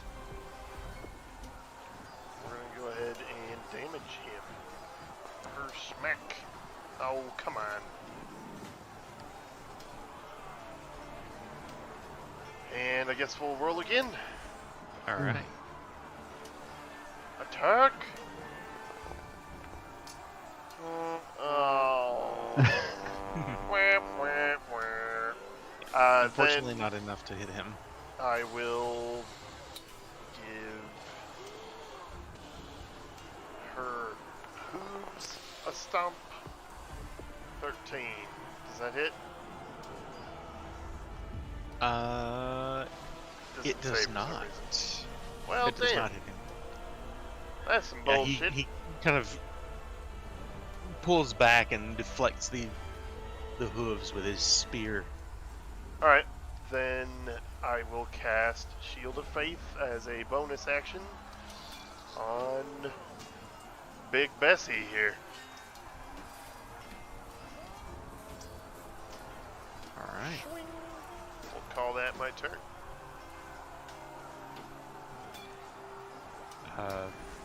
Give me 1 second here.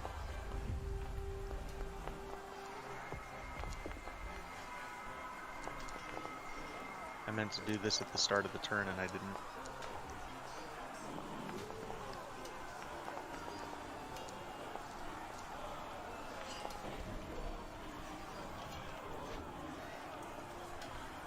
So this guy, again, charges out, but just barely gets out without getting out of the mess here.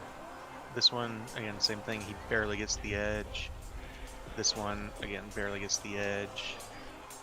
This female orc comes around the side, and seeing this massive creature, she just comes up and she just tosses a javelin at the side of this giant brontosaurus on the battlefield.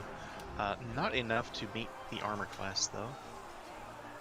The ogre immediately looks up, realizes that thing's bigger than me, and is going to charge at her.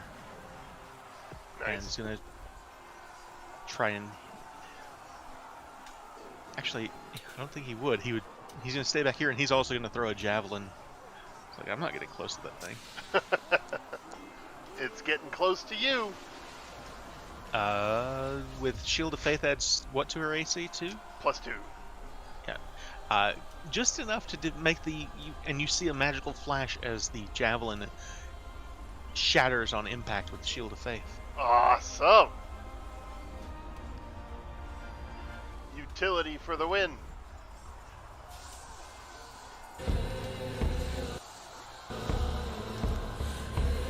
And we come back to Mortimer.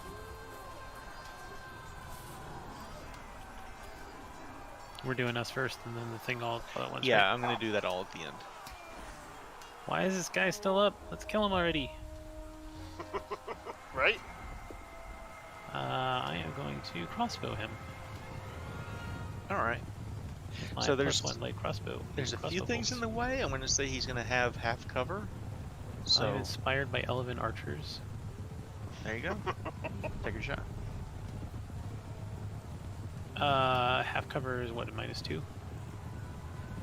I think it's -2. Yeah. It's been a while since we've had a Think this'll work. cover.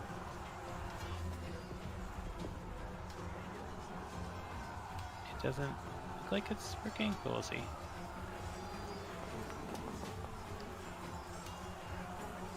That's enough to hit him. Okay, cool. Oh, okay, well. The thwunk. Yeah, he takes a crossbow bolt in the chest, kind of staggers back a little bit, and looks at you and waves his pointy stick. I just like hold up a finger, just one moment, and I start reloading. All right. This orc comes charging out. This is another one that looks diseased, and it runs up underneath Esvale and just explodes in this messy, bloody mess.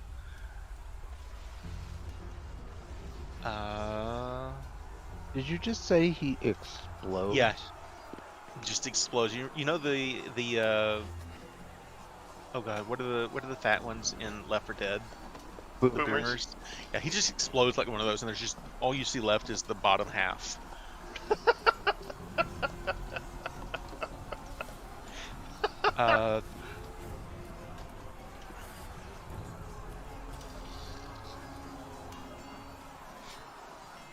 Todrin, you're actually not close enough, so you don't have to worry about this. Mainly because Esvale is 4 tiles wide right now. The ironic thing is that the large group of zombies is called the Horde. So it summons the Horde when it explodes. So, fun fact, he ends up doing no damage to her and only damage to his friend next to him. Wicked. Which is 10 points of damage.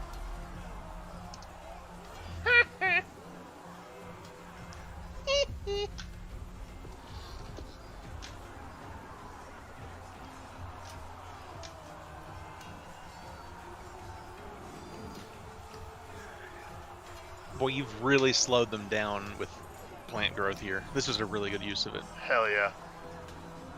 Alright, this guy is going to try to... Yeah, he's going to take 2 attacks with his longsword against her.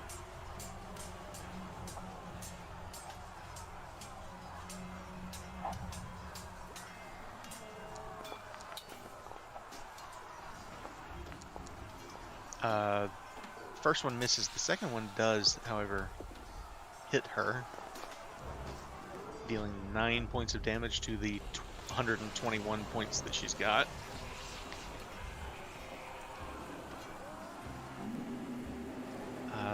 This orc is also going to come after her with a...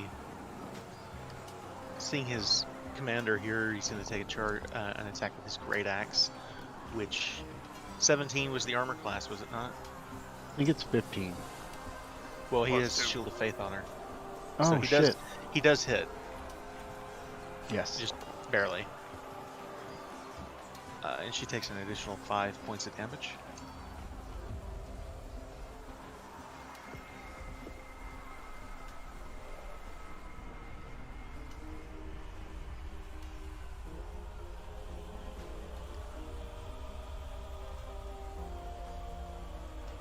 This guy finally makes it out of the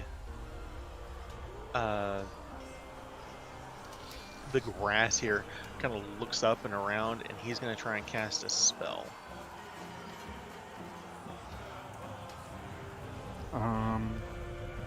Him's casting. I won't do anything this time. Okay. In that case, he is going to cast... Need a Constitution saving throw from you, Bartholomew.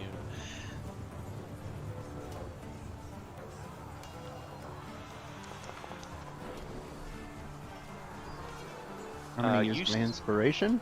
Okay. Alright.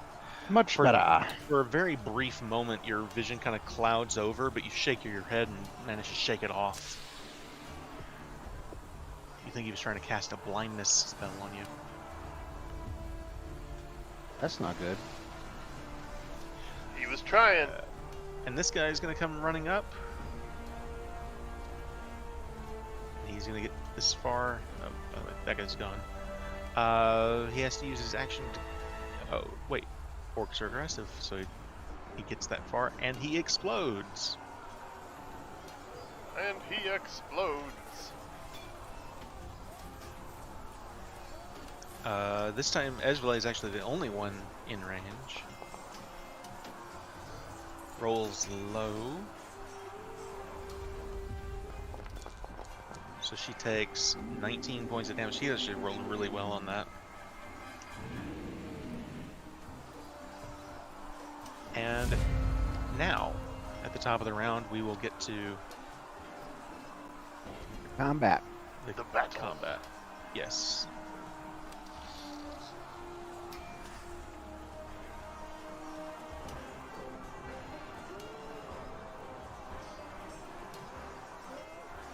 So, who wants to go first? I'll go first. Blood Axe is currently engaged with the Berserkers still. Alright. So they make a attack roll. Alright. I'm gonna 5 is have a miss. I'm gonna have them attack back the same. Okay. You guys are so lucky that they rolled a 10 total. Wonderful. Cool. And then Zelopharn is going to attack the Manticore Riders. Alright. That's a hit. Yeah, buddy. Power roll.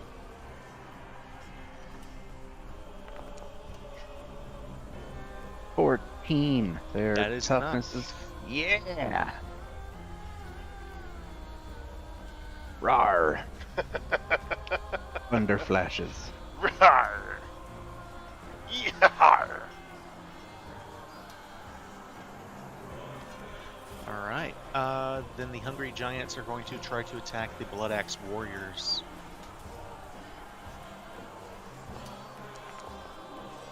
I rolled a natural 4. I'm rolling like shit in the battle. You guys are so lucky. Excellent. Todrin, who do you want to go with first? Militia or the Ruby Rose? Let's go with the Rose first. So because they are currently engaged with the Berserkers, that's the only people they can attack right now, and they can't charge. Right, but since we are engaged, I can attack this turn. You said it Yes. was only every other turn unless... Okay. Right. Cool.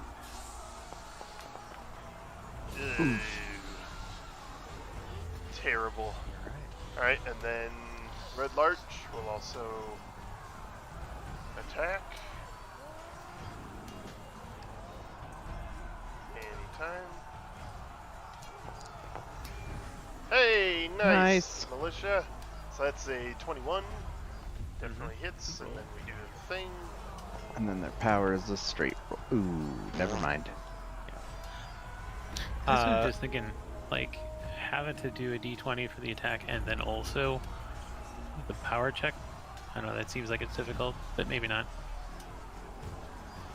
Like They mathematically, explained it you in the know? rules. I'm actually going to end up rolling a morale check for the Berserkers because I forgot to do it last time when they got brought down to 3 to begin with. So we're going to see if they go down to 2. They Where's the succeed. morale roll? It's so morale. Yeah, morale happens only when they reach half of their strength, which currently the Berserkers are at. So This that's size. the 3.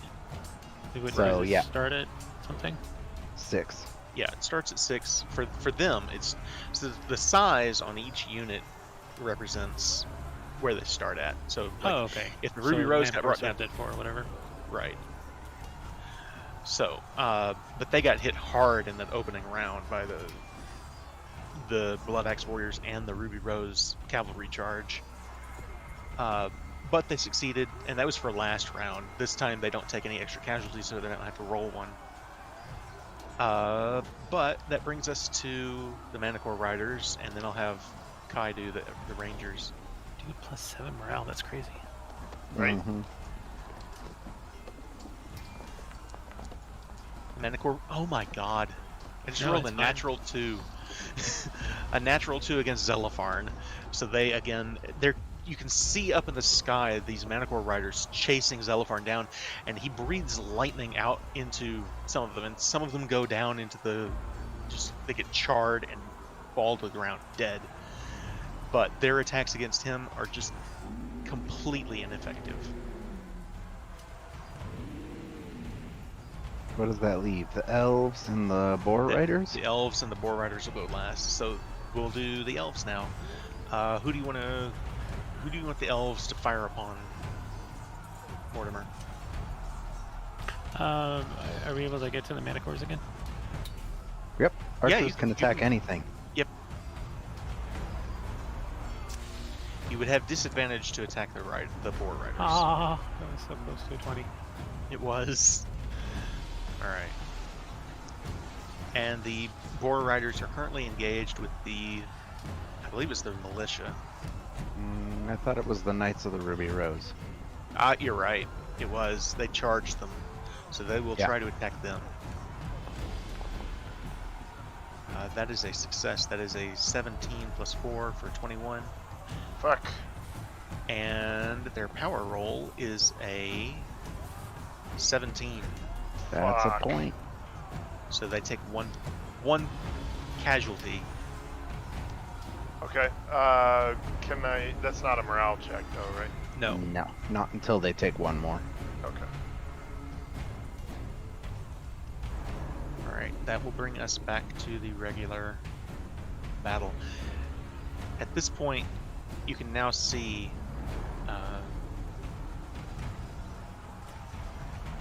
Actually, you wouldn't be able to see it. Never mind. Actually, Todrin, you're on horseback. Go ahead and give me a perception check. Perception.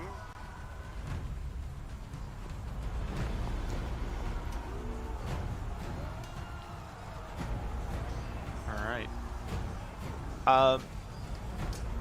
18.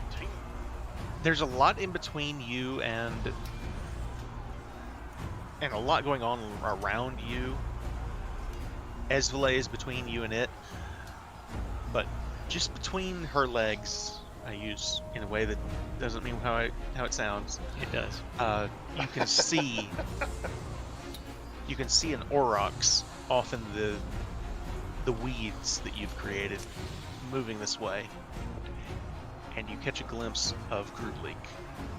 Okay. I'm gonna kill that bitch. I'm gonna kill him so dead. He is Dead. he is on the battlefield now. Making his way through the moist folds of the fields out in front of you. Jeez.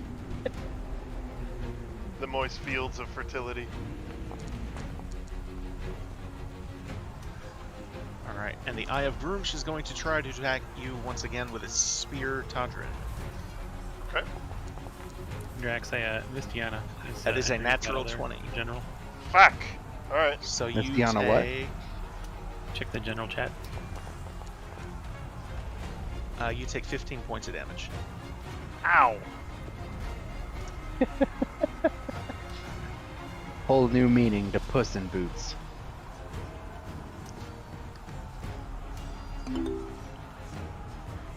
Meanwhile, How much Which did one you was just that? take? 15. That was from the Eye of Groomsh. yes, Okay. That's one pointy ass stick. Yeah, dude. Ouch. so barreling out of the bushes, you see Grubleek riding atop of this aurochs. Here we go, And- boys. He is wielding a longbow, and as he's coming through, he takes 2 shots at Esvele, being the largest target between him and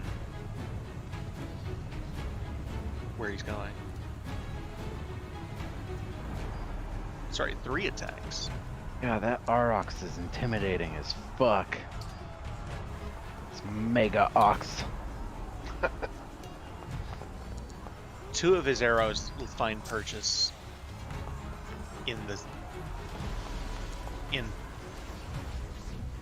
her. Hell yeah. Takes 14 points of damage. And we come back to this guy. This guy is going to try to hit you, Tadrin.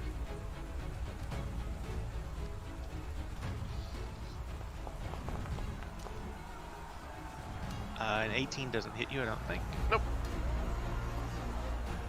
Alright, Esvele.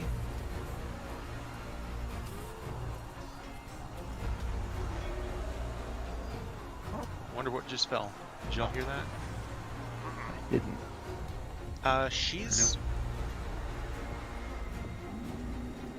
She's been told to go after the ogre. She's currently got an intelligence of 2. I think she's going for the ogre. I am going to say everyone in her way is going to take the attack also, though, even though it doesn't technically work that way. But she's literally a brontosaurus walking through these guys to get to where she's going, so... Yeah.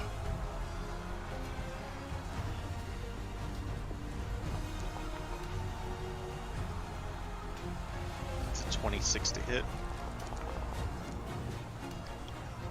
30 damage. So, Damn. let me do this. That's 30 to him. That guy's dead. That guy's dead. That guy's dead. So yeah. She comes up and she just slams this ogre with her foot here. And he's going to make a dex save. He actually manages to remain standing as she comes stomping through.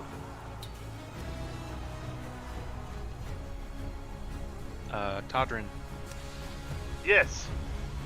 this nurtured one of Utrus is going to explode next to you. I need a Constitution saving throw. This is the bad Bukake. Yeah, we're not a fan. From you and your Am horse, I- by the way. Am I in the blast radius? You are not. Oh. You get +4, right? That should all be included in that. It's plus 14 total. Oh wait, that Wait. was just a check. I'm sorry. Save. 33. Plus 14? What do you Yeah, get the dude. +5 from? My charisma, my aura. Well, that's So then that's what's charisma plus save. 4? This is Constitution save. It's all saves. My aura gives my charisma bonus in addition to all my saves, and to everyone within 10 feet of me.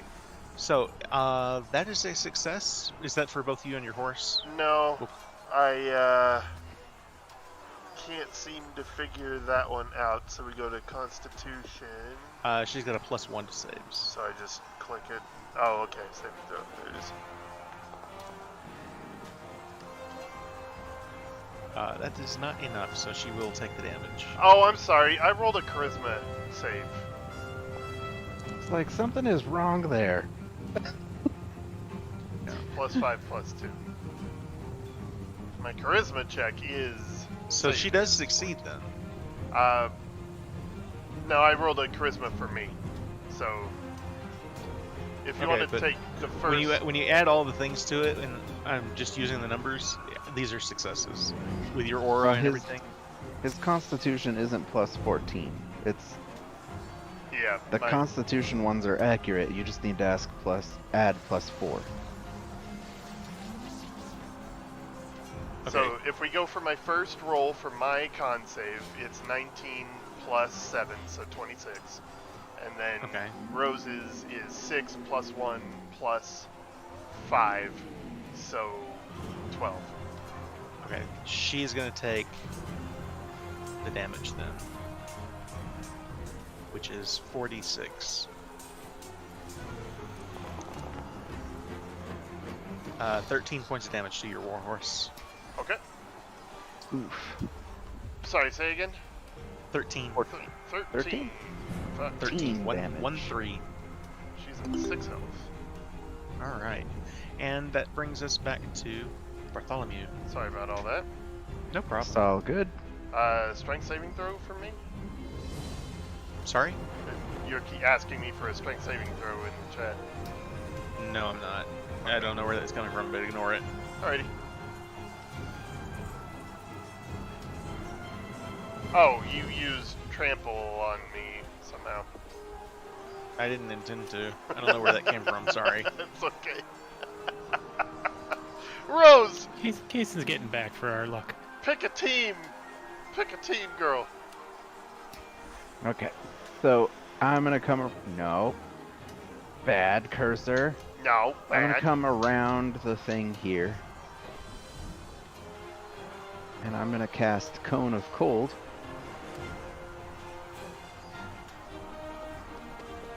How do I rope? There we go. Look at that.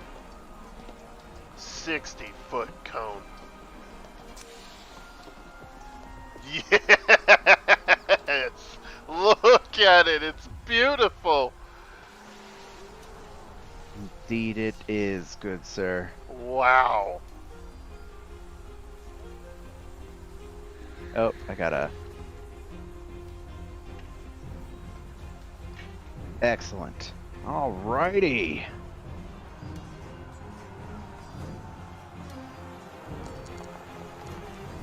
Hell yeah, 44 points of damage. No, Republic succeeded! Holy You killed every shit. one of them, including the Aurochs, except Oh my god! you killed a 38 hit point Aurochs in one hit. But they're sacred to the orcs, man! Holy This, you dirty shit. fucking bastard! Anything else? Nope, That was me. amazing. That That was was plenty. fantastic. Oh, I love Kona Cold. Holy Fucking broken shit. ass How's stuff. that feel, you fucking orcs? We come to your turn. Did that cool your temper? Oh, nice. Alright, shite. Actually, I'm going to roll him a dexterity save just real quick to see if he ends up prone or not, as his Aurochs. He ends up prone. Ha! Falls right on his ass. Okay, I'm gonna charge around the dinosaur, right up into Grublik's face here. So he is prone, so Yes. she gets 2 hoof attacks. So we'll start with that. Where features? Target him. Hooves. Attack. And attack. Both of those are hits. Wicked.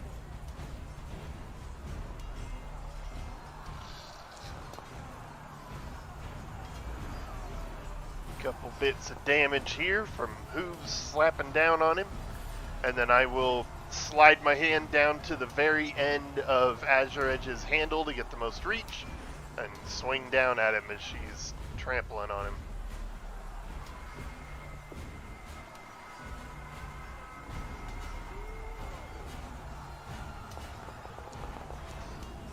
Yes, thank you. Alright, we're going to throw in Divine Smite, 3rd level.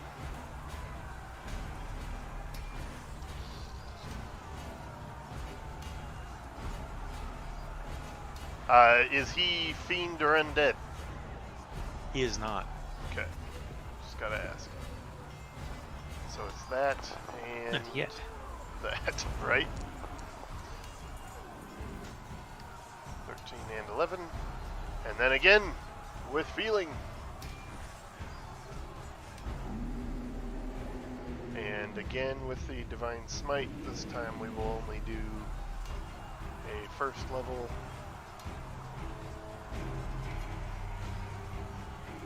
Oh, assuming I hit. Okay, good. Damage and damage. Ah, come on! 3 from Divine Smite? Weak.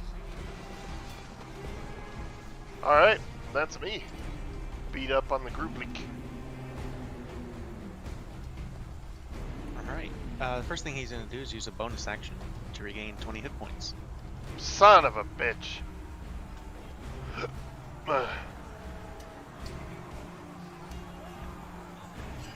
And he's going to swing first his battle axe at Rose, since you're on top of her. Actually, he's going to stand up first using half of his movement, so he's no longer prone. Then Okay. he's going to attack.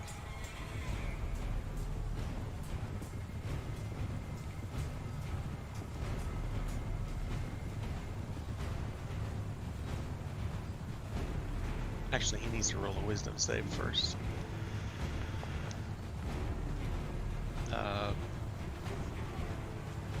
Which he succeeds on.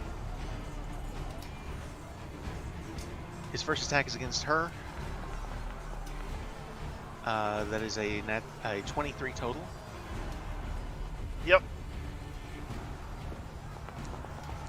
Not the Rose. 12 points of damage. Rose goes poof.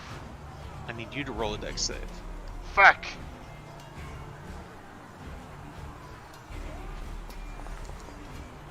Oh, I go on my ass too. Yep, you are now prone. That's 2 natural ones now. And he looks at you, and he doesn't come after you. Of course. Which square would I land in when I drop? Because if I was next to him, it would be a attack of opportunity leaving me. The one you were in. Fair enough. All right.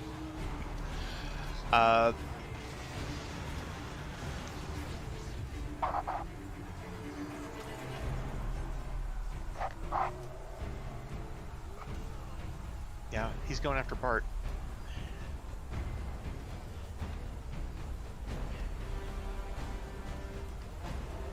As he's coming around Bart, you see this orc that... This is the closest you've ever been to Grublik, but you can see the side of his face is just completely burned off. And he looks more angry than you've ever seen an orc look. And orcs typically look a little angry. Just a little.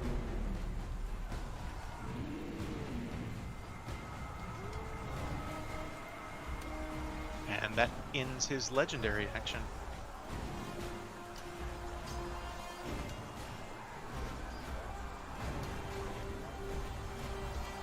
Crazy, he's got legendary actions.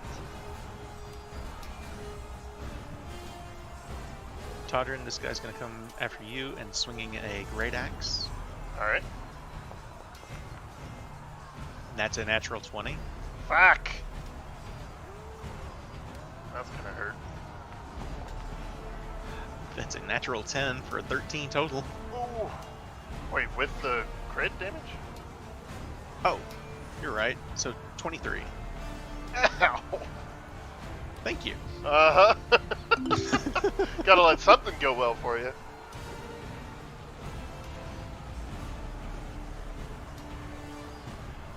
Actually, I should probably roll that a second time.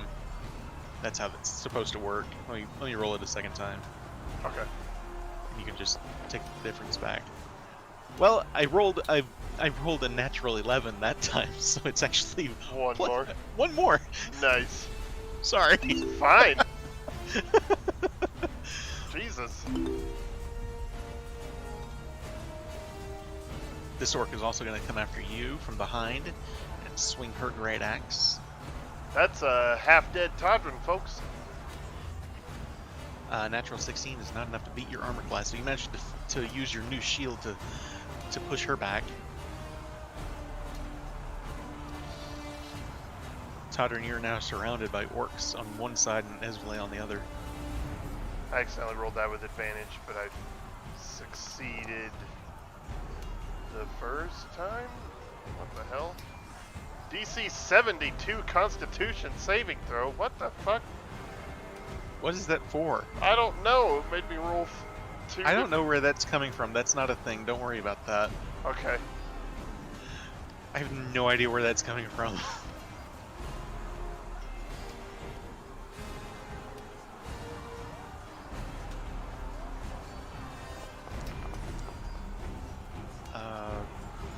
You take an addition. No, wait, you don't take anything because that doesn't hit you. Good stuff. Good stuff. This guy's gonna come up in front of Esvele and not that close and throw a javelin at her. I believe a 20 is gonna be a hit. Got the Brontosaurus. She's gonna take 8 points of damage. Mortimer, it is your turn. Can I see Todrin? From where you are, he's on the other side of a Brontosaurus. Roll me a perception check.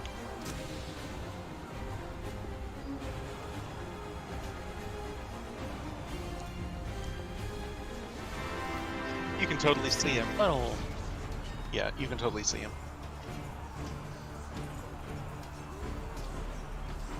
That's our first 20 all game.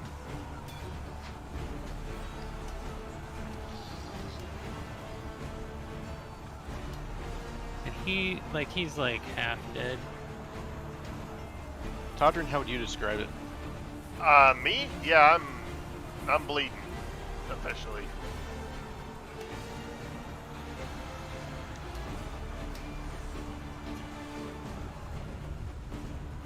If that's within range, I'm gonna heal him from over here. Alright. The big heal? You know it. Oh, baby. Nice. Oh yeah, it's just straight 70 points. Sick. Back to full. Damn, Thank you have heal? I do. Nice. Fantastic. Alright. I'm sexy and clean again. Todrin, another orc comes out of the woodwork after you. Woodwork. That's a natural 18 for a 23 total. That hits. Son of a bitch. 6 points of damage. Alright. Did this one directly to my south hit me, by the way? I don't think so. Okay. I think she missed. Yeah, she missed. She hit your shield. Okay. This one's going to come in also to attack you. Another 23 to hit. All right. That lands. You take 9 points of damage. Back. We are in Tank Town, boys.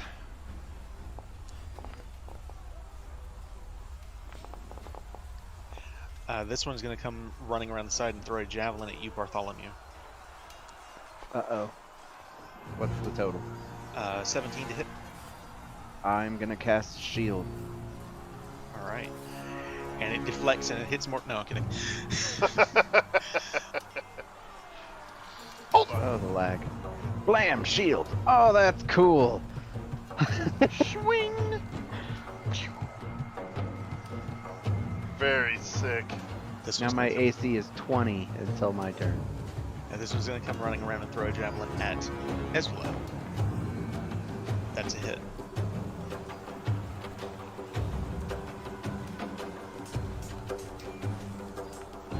You can see she's taking a lot of hits too, but she's doing all right.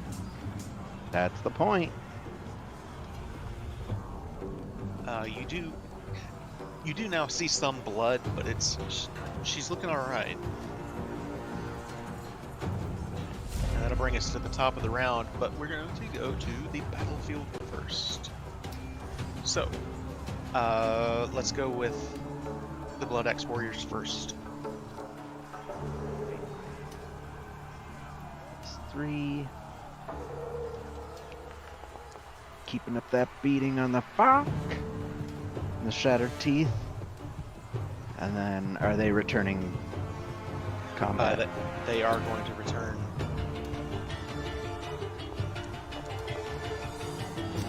That is a hit. That's a 19. There's some traction.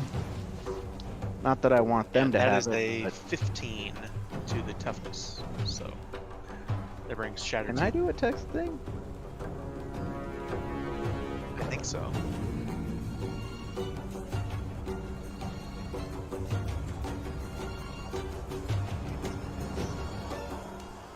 No. I don't think that I can. It's under the little pin on the side. The pin? I don't have a pin. Oh. You don't have drawing tools? I don't see drawing tools anywhere. Fourth from the top. No. So the Shattered Teeth Berserkers lay into the Blood Axe Warriors. They do bring a few of them down.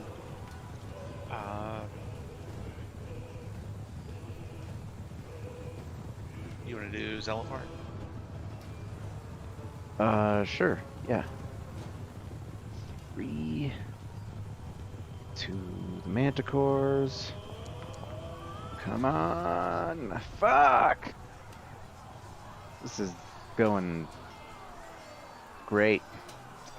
It's great. The Hungry Giants are going to attack the Red Larch Militia.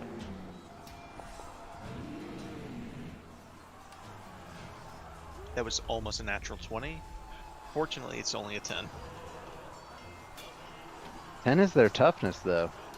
Or defense, both of them. Yes, it is, so that it does hit. Uh-oh. This ain't good. Alright.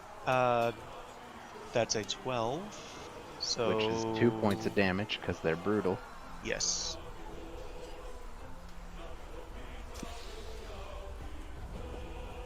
I need a morale check with a +1 from the Red Larch Militia, Todrin. Alright. What do they need to check to make the morale check?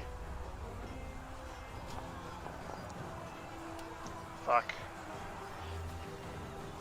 I thought I had it on here. See the rally. It's in the rules. Let me double check. Just super. Oh, super it's quick. 15. DC 15 morale check. So they fail. So they go down to a 5.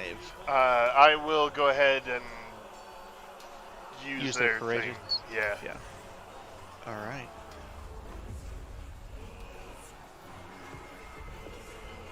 That brings us to Red Larch Militia and the Order of the Ruby Rose. Alright. We will start with the Ruby Rose, hitting the Berserkers. Hell yeah. 21, 15. or 19. That is enough. Go ahead. Okay. Oh my god! 3 natural ones. Not enough to Alright. beat their toughness, though. Militia also suck. I'm done.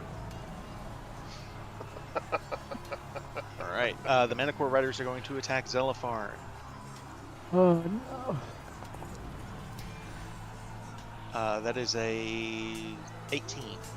18 hits. This is the most stressful shit. Right? That's going to be a 13. 13 does damage. Alright, that brings him down to a 3.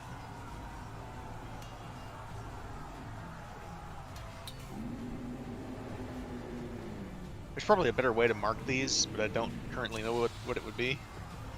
Go ahead and give me the Rangers, Mortimer. I'm thinking using the card feature would have been kind of neat. Unfortunately, the elves don't have a good one for this particular instance.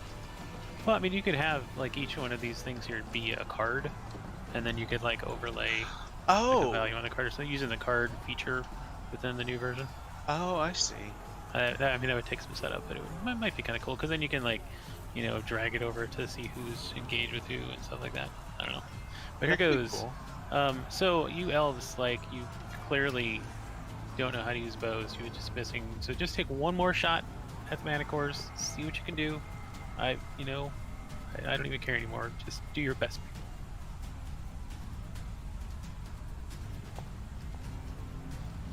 Did That's it work? a hit. It worked. That hit? Ah. Go ahead and give me Look a at So then that. it's Power roll. +2 power roll.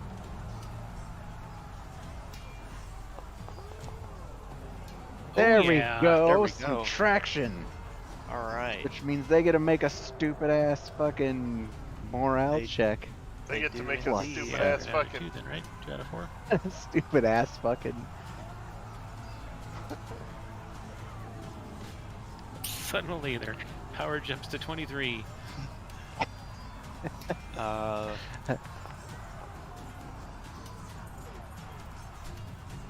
That is a What's the target 19. roll? 15. So Yeah. they succeed. They succeed. So they don't lose any more. Where do we get 15 troops. from? Oh, DC 15 morale check. Okay, Yeah. never mind.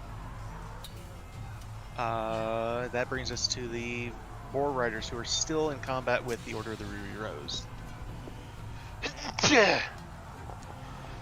Bless you. Yeah. Bless you. Thank you. That is a 13 to hit, which is not enough to meet their defense.